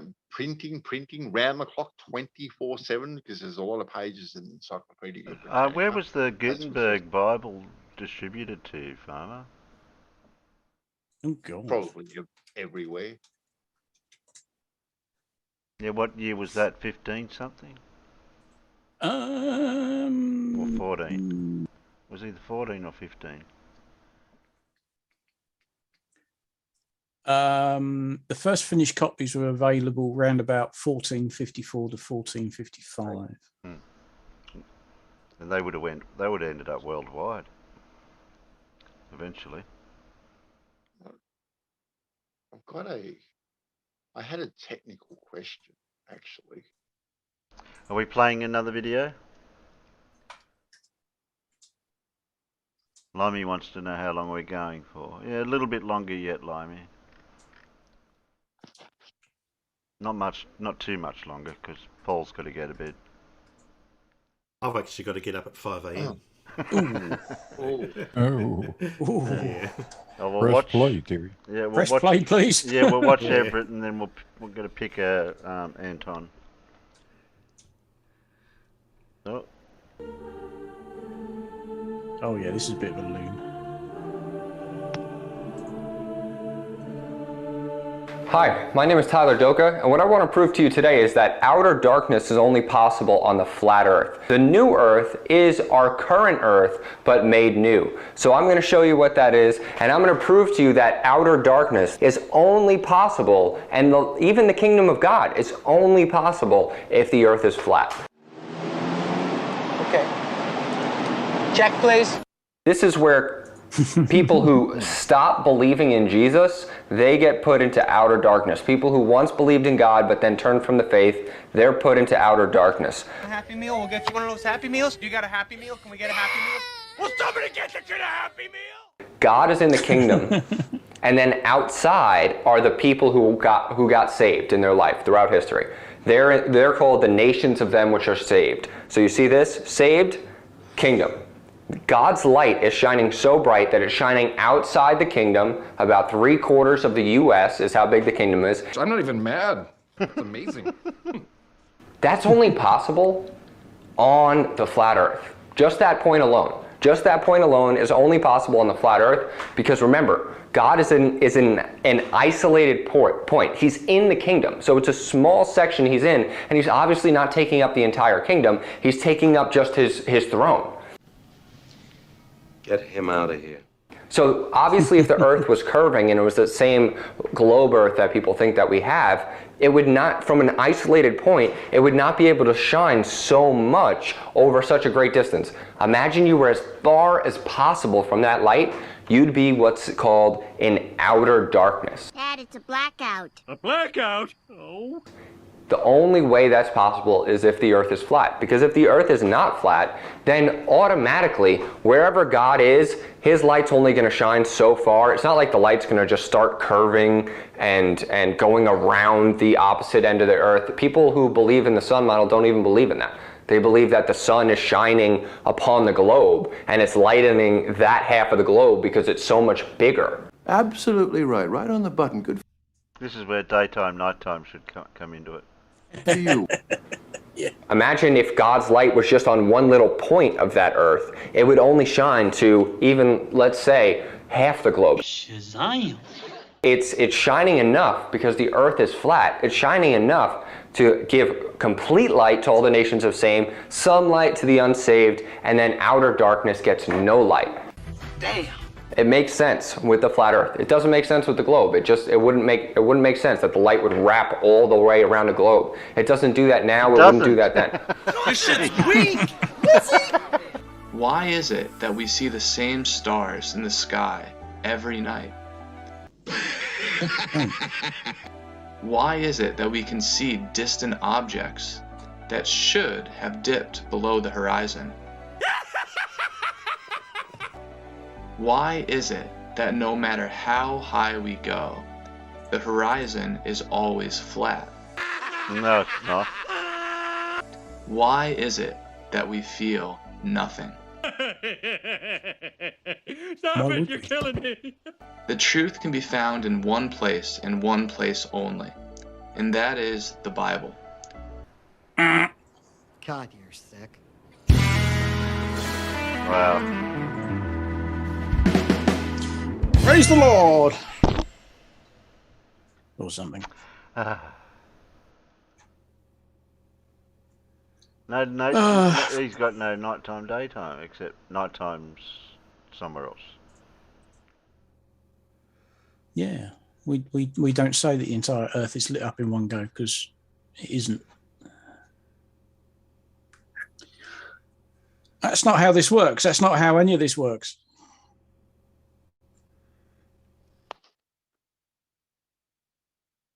Okay, I'll get rid of Everett. Now, we'll pick one Anton and finish off with Simon. So I've got Voyager 1 is sending back weird data from interstellar space. Here's why, or probably why. Yeah. Then I've got, there's a B-ball one stuck in here. Flat Earthers, these well, we know about flights across the Antarctica. We know all about that. Moon dust eaten by cockroaches after Apollo 11 is being sold online. I want to hear about the cockroaches. Yeah. You want to hear about the cockroaches? I want to hear about the cockroaches. That intrigues me. Okay. Why we finally know why Neptune and Uranus look so different. Mm, And yeah, I think, have I got two the same? Oh no, I missed out on that one. Oh, that's fine. Yeah. So you like that one. So Yeah. missed out on that one, and I do have it twice. I mean, I'm sure they're all fascinating, but I want to hear about the cockroaches. Yeah. And why do you want sending back data? Oh, watch Anton's YouTubes, guys, and then you'll watch the other ones. They're in the Discord in Sure You Should. Yep. Hey Terry, I'm gonna drop out. I'm being called. I'm being summoned at the moment, so I'm gonna go see what that's. Okay that's then, about. Bandy. I'll talk to you later. So, Thanks for dropping by, mate. Yeah. No. Thanks for the invite and. Well, you're welcome anytime. Yep. See you We're later, live, mate. Bandy, so you know that. Yep. Yeah. Too easy, guys. Thanks Right, for the righto, thanks mate. for the chat. Take it easy. All right. Bye. Okay, so not that one. Right. You want your cockroaches. Well, it's a strange way of putting it, but yeah, I want the cockroaches. Press play, please, Boy, Terry. do I have a story for you today. Actually, it's an auction. It's not really a story. An auction that started only a few days ago and is expected to go as high as 6 figures. And no, we're not talking about some weird NFT or some other strange cryptocurrency stuff. We're actually talking about something really strange and somewhat really interesting. It's an auction featuring actual moon dust from the Apollo 11 mission. But not just any moon dust. A moon dust that was extracted from the stomachs of these poor cockroaches. Extracted several decades ago and eventually collected right here. In other words, it's an actual dust collected by the Apollo 11 astronauts, eaten by the cockroaches, extracted from them, and then placed into one of these capsules, wow. And it's now being sold online. And this is one of the strangest stories I've read in a long time.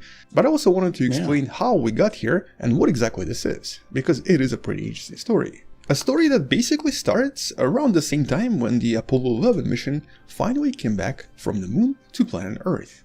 And fun fact, usually when I talk about the Apollo mission, one of the Apollo missions, or the moon landing, there's always some smart guy in the comments saying how it's all fake. And so go ahead, write a comment, I'm going to wait for you, and proceed to your next video because you're probably not going to find anything interesting in this one. Back to the moon landing, which obviously happened. So the thing about the Apollo 11 mission is that it's an extremely important part of the history, and it also allowed us to discover so many things about the moon itself. But during the mission itself, there was still so much uncertainty about so many things. And so, for example, even though so many different robotic probes were sent to the moon prior to this mission, a lot of scientists were still not really sure if, upon the landing, the astronauts would actually start sinking into the lunar regolith. And so here, the scientists had to design a lot of backup systems, such as, for example, tethers, that would ensure that the astronauts would actually be able to escape the moon really quickly and would not really sink if something started to happen. More importantly though, it was not clear if the moon was really inhospitable and had no life on the surface, or if it potentially had something really dangerous living here. And yes, we are talking about alien life, but not this type of alien life. They were actually really worried about potentially hazardous bacteria or viruses that could maybe wreak havoc here on planet Earth if they were returned here by the astronauts. Back then they referred to them as the moonbugs. And so these moonbugs created a lot of uncertainty for the Apollo mission, Apollo 11. And so because of this, the entire crew and everything they brought with them had to be quarantined for 21 days, pretty much as soon as the craft landed in the water. But because the astronauts brought a lot of samples with them, some of these samples were used for various experiments to determine if there is something potentially dangerous living in them. And so a variety of samples, in this case moon dust, was actually fed to different types of animals.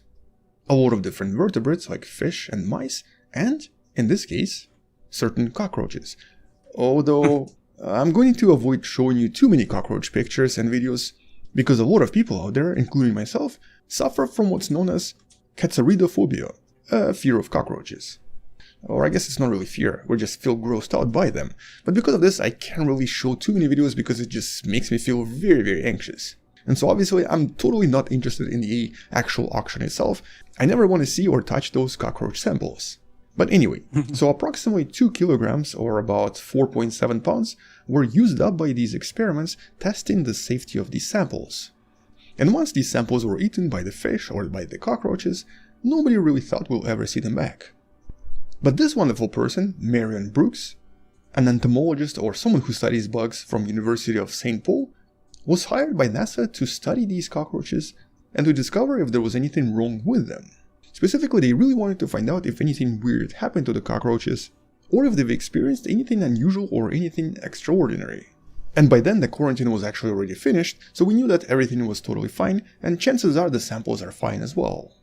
And so back then, in 1969, she referred to them as pickled cockroaches, and she got to study them and was actually the first to ever receive lunar samples anywhere. And according to the scientists here, the cockroaches were basically fed this with regular food, specifically mixed in half and half proportions, and so the cockroaches didn't even know what they were eating.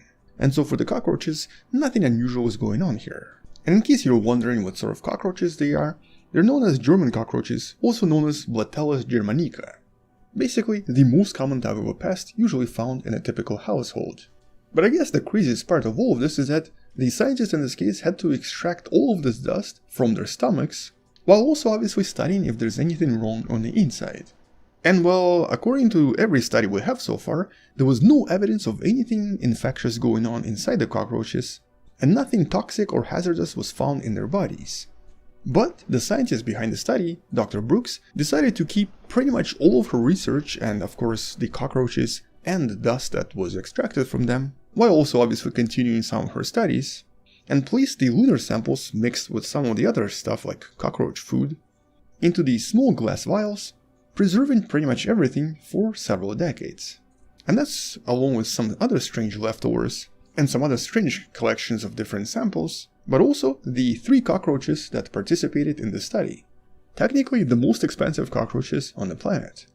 And so apparently all of this was in her house until she passed away a few years ago. And eventually ended up in an auction, and apparently back in 2010 it was already sold for $400,000, which I guess means that the price here is going to go a little bit higher at some point, although I do hope that they donate some of this money somewhere good. But because this is such a tiny sample containing approximately 40 milligrams of lunar dust, whoever buys this needs to understand that you're not really buying the lunar regolith in this case, you're really buying the story itself, the incredible legacy that this created, the strange specimen that participated in the study, and of course a lot of other unusual stuff that comes with all of this. And to me personally, this really looks like such a cool project. As a matter of fact, I think more scientists should be doing this, leaving a kind of a memorabilia or potentially a kind of a legacy of a lot of different projects that they've done in the past, and specifically the biggest projects of their life. Because of the importance of the Apollo 11 mission and how it transformed our society, and because of how much we've learned from all of these missions over the last few decades, leaving some kind of a memory of a lot of research that helped us understand everything, and eventually turning it into, I guess in this case, art, I personally think is super important for the future of science as a whole. Because a lot of these achievements and a lot of these studies are slowly going to disappear into nothingness with time. But because of this, we know about this story. We know about these cockroaches, even though most of us would probably not want to see them. And we also know that all of this happened, and that even during the Apollo 11 mission, we knew so little about the moon, yet ended up learning so much once the mission was finished. And so this is actually a really interesting way of communicating your scientific discoveries. Although I guess selling it for $400,000, maybe that's a little bit too much. Nevertheless, a pretty cool story and a pretty unusual auction. But I guess for now that's kind of all I really wanted to mention. I just found it to be extremely unusual and extremely interesting, and I wanted to share it with you. But I also wanted to tell you a little bit more about how little we knew about the moon even after the astronauts returned from here. So basically up until the last moment, some scientists thought that maybe, just maybe, the moon did have certain bacteria and certain viruses. But now we know that it doesn't. On that note, once I discover something else unusual about the lunar mission, or find something else exciting, I'll make sure to follow this up in another video. Until then, thank you for watching, subscribe if you still haven't, share this with someone who loves learning about space and sciences, and maybe come back tomorrow to learn something else. Support this channel on Patreon by joining channel membership or by buying the wonderful person t-shirt you can find in the description. And if you do have enough money to potentially participate in the auction, cool. Maybe also consider donating to the charity I'm supporting, because it does help children around the world. Anyway, I'll see you tomorrow. Stay wonderful, and as always, bye-bye. Bye-bye. Bye-bye. $400,000. People. $400,000. That is a lot of money for 3 dead cockroaches. Yeah. He's right. It is a hell of a lot of money. Yeah, but you're buying the story and all that stuff. Like he says, yeah. But then you got to explain to people, say, oh, why have you spent this money on 3 dead cockroaches? Well, well, yeah, that's quite something, isn't it? I mean, I can see the logic in it. Is this stuff harmful? I know. We'll feed it to some cockroaches and see what it does to them. What about the fish? They didn't sell them the fish? Well, I don't know whether that would have been preserved quite so well as the contents of a cockroach's stomach. Yeah, would a cockroach survive on the moon? Oh, Stewie said.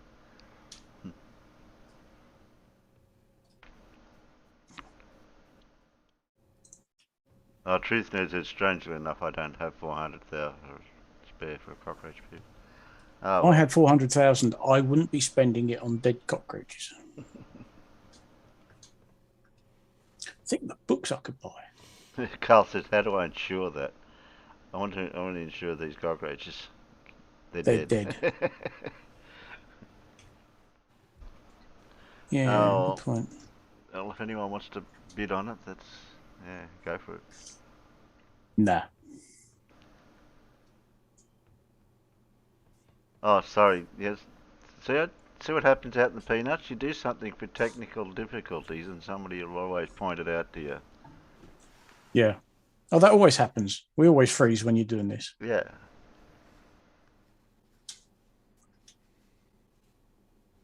Thanks, Dean, for pointing that out, the obvious out. Yeah, thank you. I mean, he could have just went into Discord and said it verbally. Yeah. We'll finish off with when someone has a top 10 of fake animals. Oh yeah. I can't figure that one out. How would they have fake animals? Hans Wormhat is a Simon Dan channel legend. He has appeared on this channel countless times after we've reviewed a lot of his strange beliefs. He is responsible for such classics as space is flat, get over it, spheres have no corners, and sperm whales are a hoax. And that's not the only thing he thinks is a hoax, because today we're going to look at Hans's top 10 fake animals.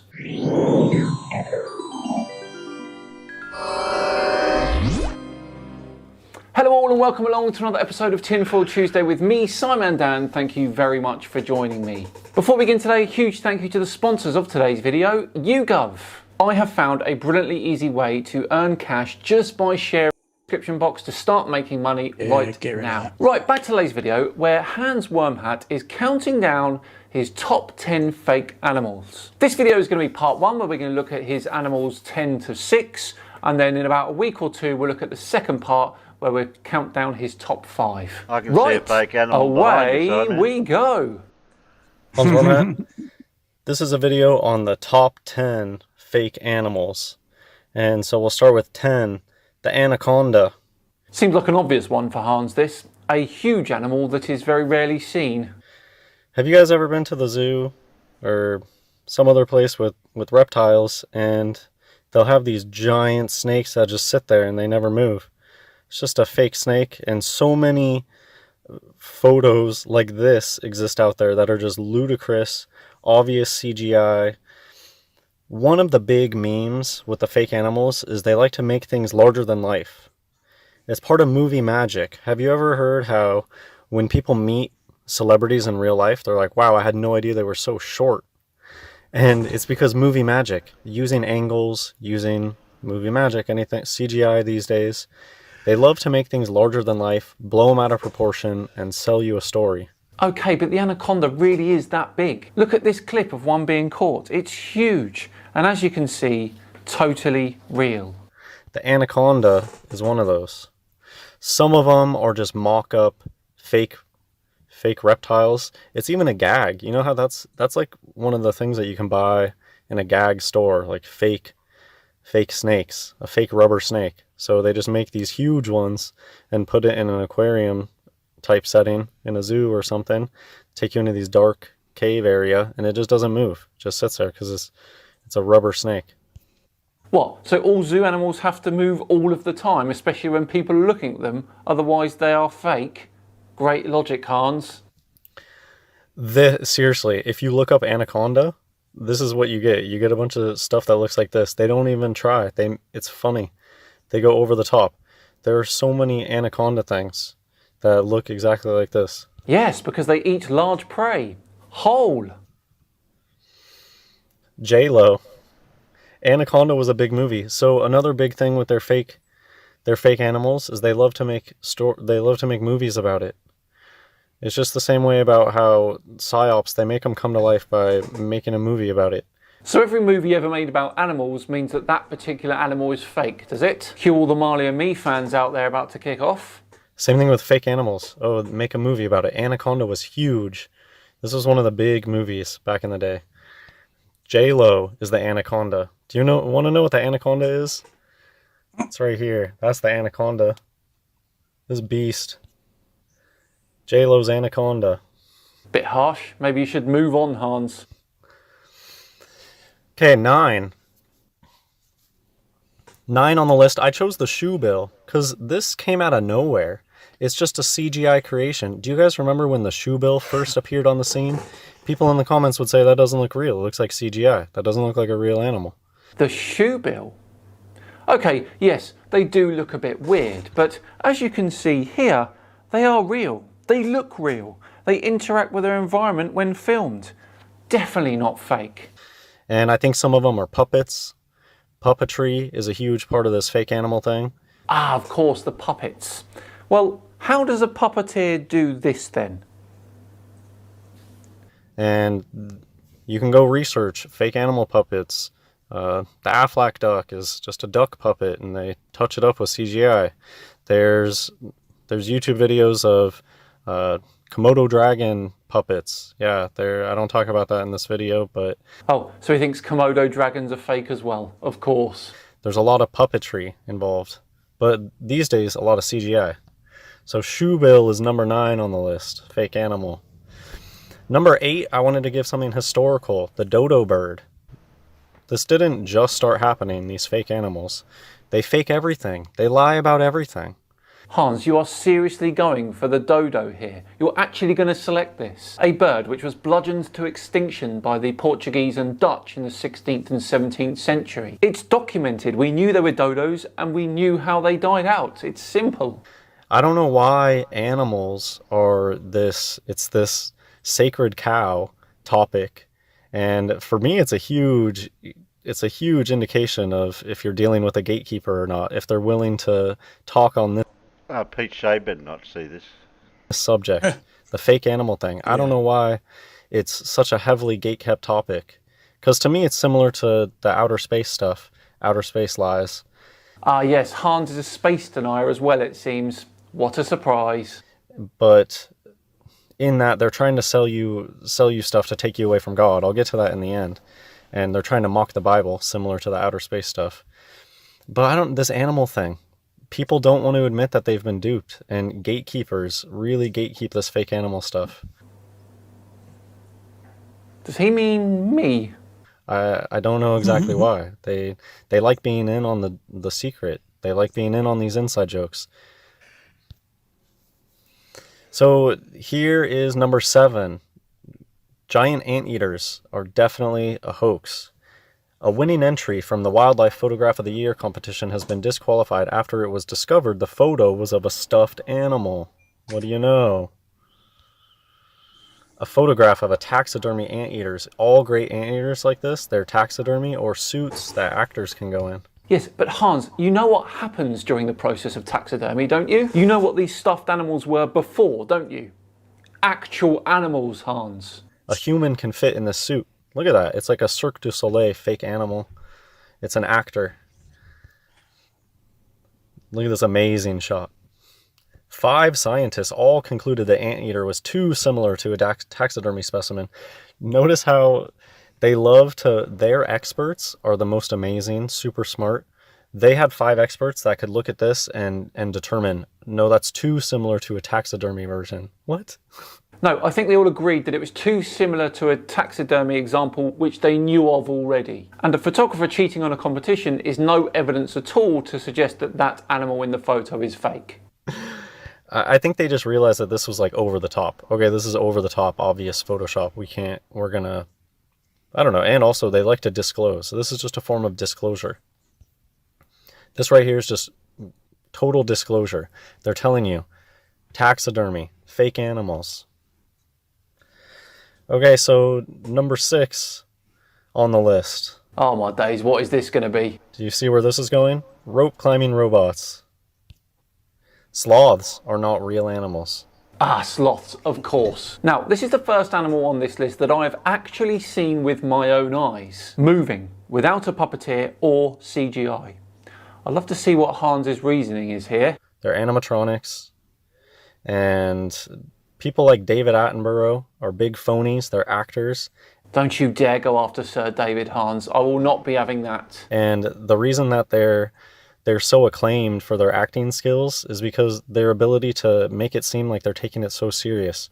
Their ability to sit in front of an animatronic and sell it like it's a real, living, breathing animal. Ah, animatronics.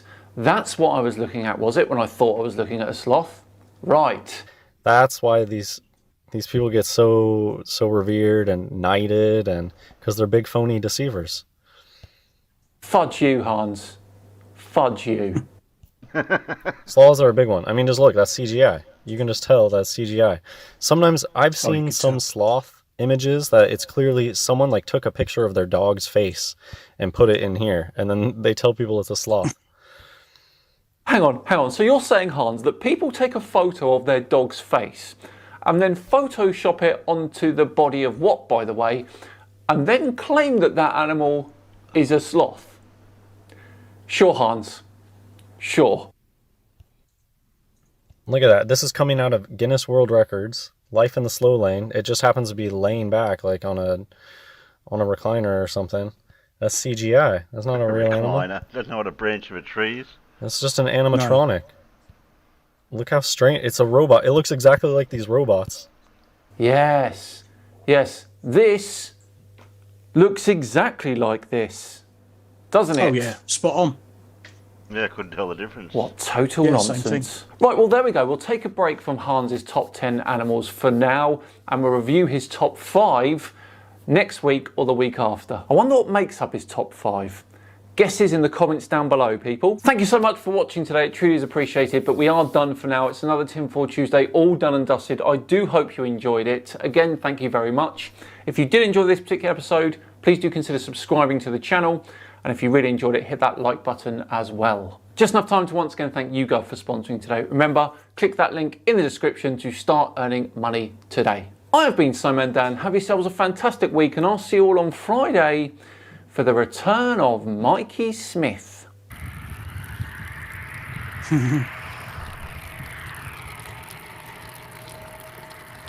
Yes, the guy that peed in a live stream. Wow. See you then. Yeah. I'll start at naming your fake animals. I got koala, platypus, kangaroo, yeah, wombat. There's a few. One of those big animals. One of the criteria was they had to be big, Terry. Giraffe. It's got to be fake. Yeah. Elephant. Got to be fake. Oh, yeah. Oh, clearly fake. Yeah. Yeah. Yeah.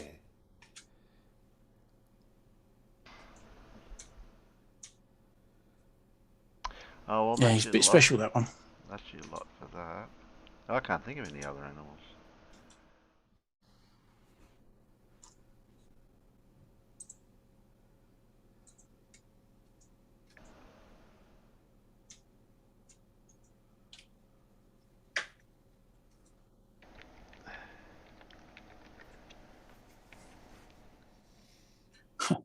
Haggis. Yes, clearly fake. That's not an animal. Exactly. That's why it's fake.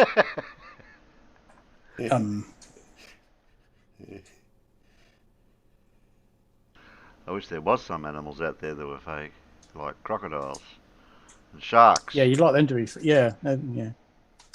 They should be fake. Make the water a little bit safer. Blue bottles when you go to the beach in summer, they get washed up. Flat earthers. Yeah. Well, they are fake. We know that. Oh, hang on. Yeah, that's right. They're already fake. Oh well. Yeah. You can't. Doesn't work that one. There's no real flat earthers.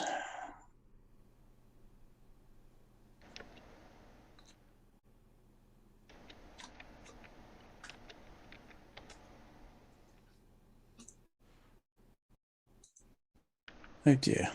I've just realised I've just accepted 2 online meetings next Monday. Not at the same time, I hope. Oh no, I might get away with it because they're in the afternoon. Next Monday morning is when the electricians are coming around to fit a new consumer unit, which means I will have no power whilst they're fitting it.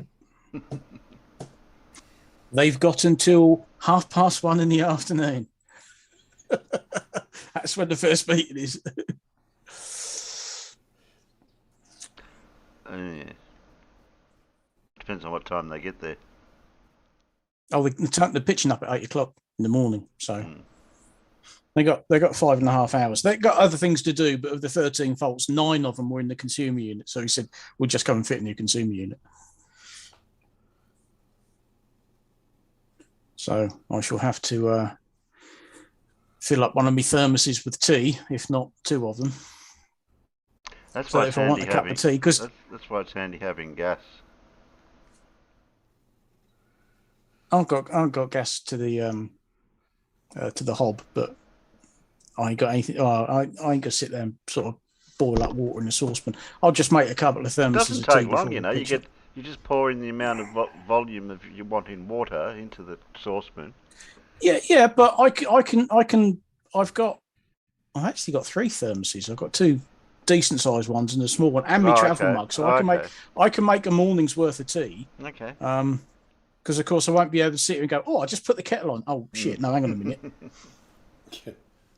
I mean, the only connection to the outside world I'll have is my phone, because obviously that's Well,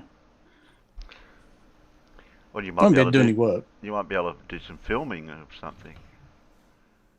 I You say you got nothing to do, can't use your computer. Problem is, it's a bit dark over there. I won't be able to put the bloody light on. Oh no! Oh well, that rules that out then.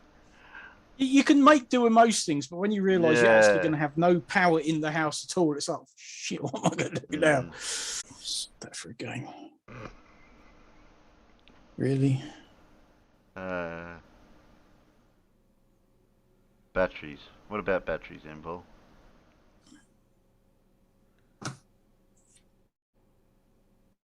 No, John, wrap the fuse box. Yeah, that's what I was we call thinking. A consumer unit. Consumer unit, yeah. We just call that a fuse box. Yeah. Because that's where the fuses are. Yeah, well, being in the construction industry, I tend to use the right term, so it's a consumer unit. It might not take them that long. I just don't know, but they're going to pitch up at 8 o'clock and the power's going off and away they go. Well, it's a self-contained unit. They've got to change some lights over in the bar. The ones you have is a self-contained unit, isn't it? So they've just got to disconnect the feed coming in and feed going out. I mean, basically, they've got to disconnect every circuit that is feeding in the house. Yeah. Yeah, and then reconnect all that again when they put the new one. I just don't know how long. It might be done in a couple of hours. I don't know. And then they've got the lights that are recessed in the bathroom ceiling are totally the wrong type, so they've got to change them as well, but without ruining the ceiling. So, or they better not. All right then. Well, thanks. Was it Justice von Liebig? Liebig. Oh, Liebig. Yeah, big lie. Oh, thanks, Farmer. Thanks, Big Blue. Who do we have out there?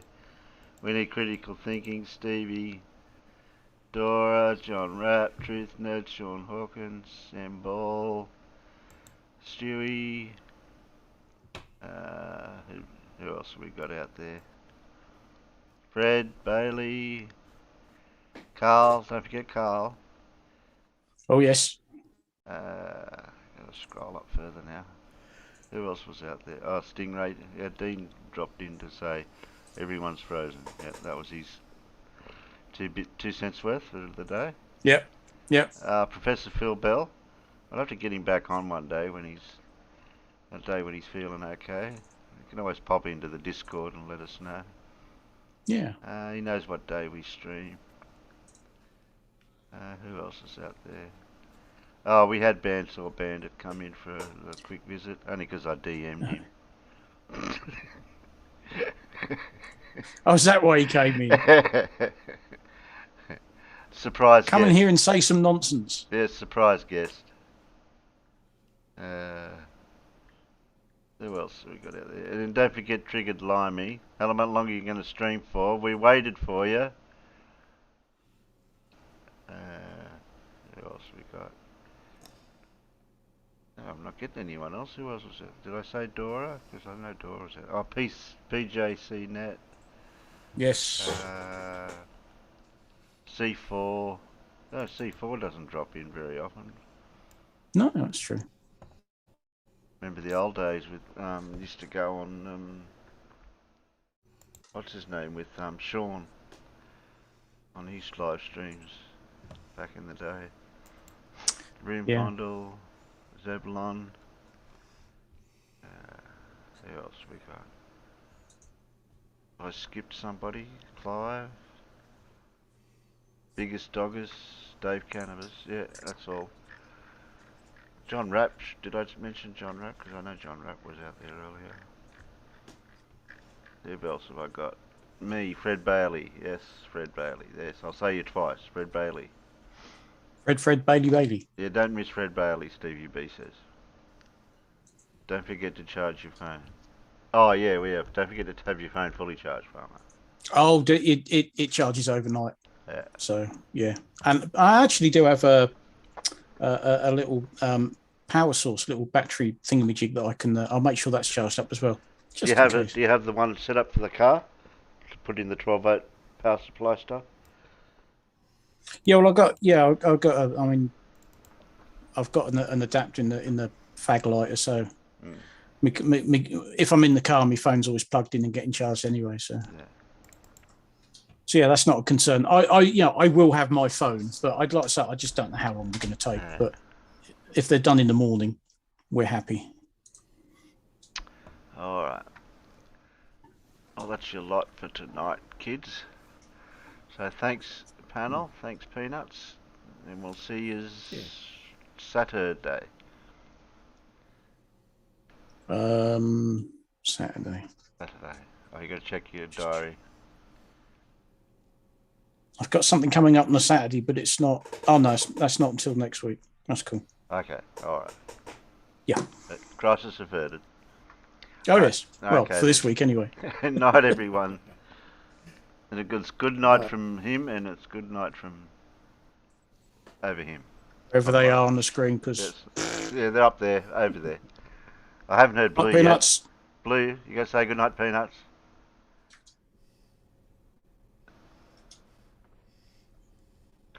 Good night, Peanuts. I know. I was That's trying like to think of an Bandy accent. Siri.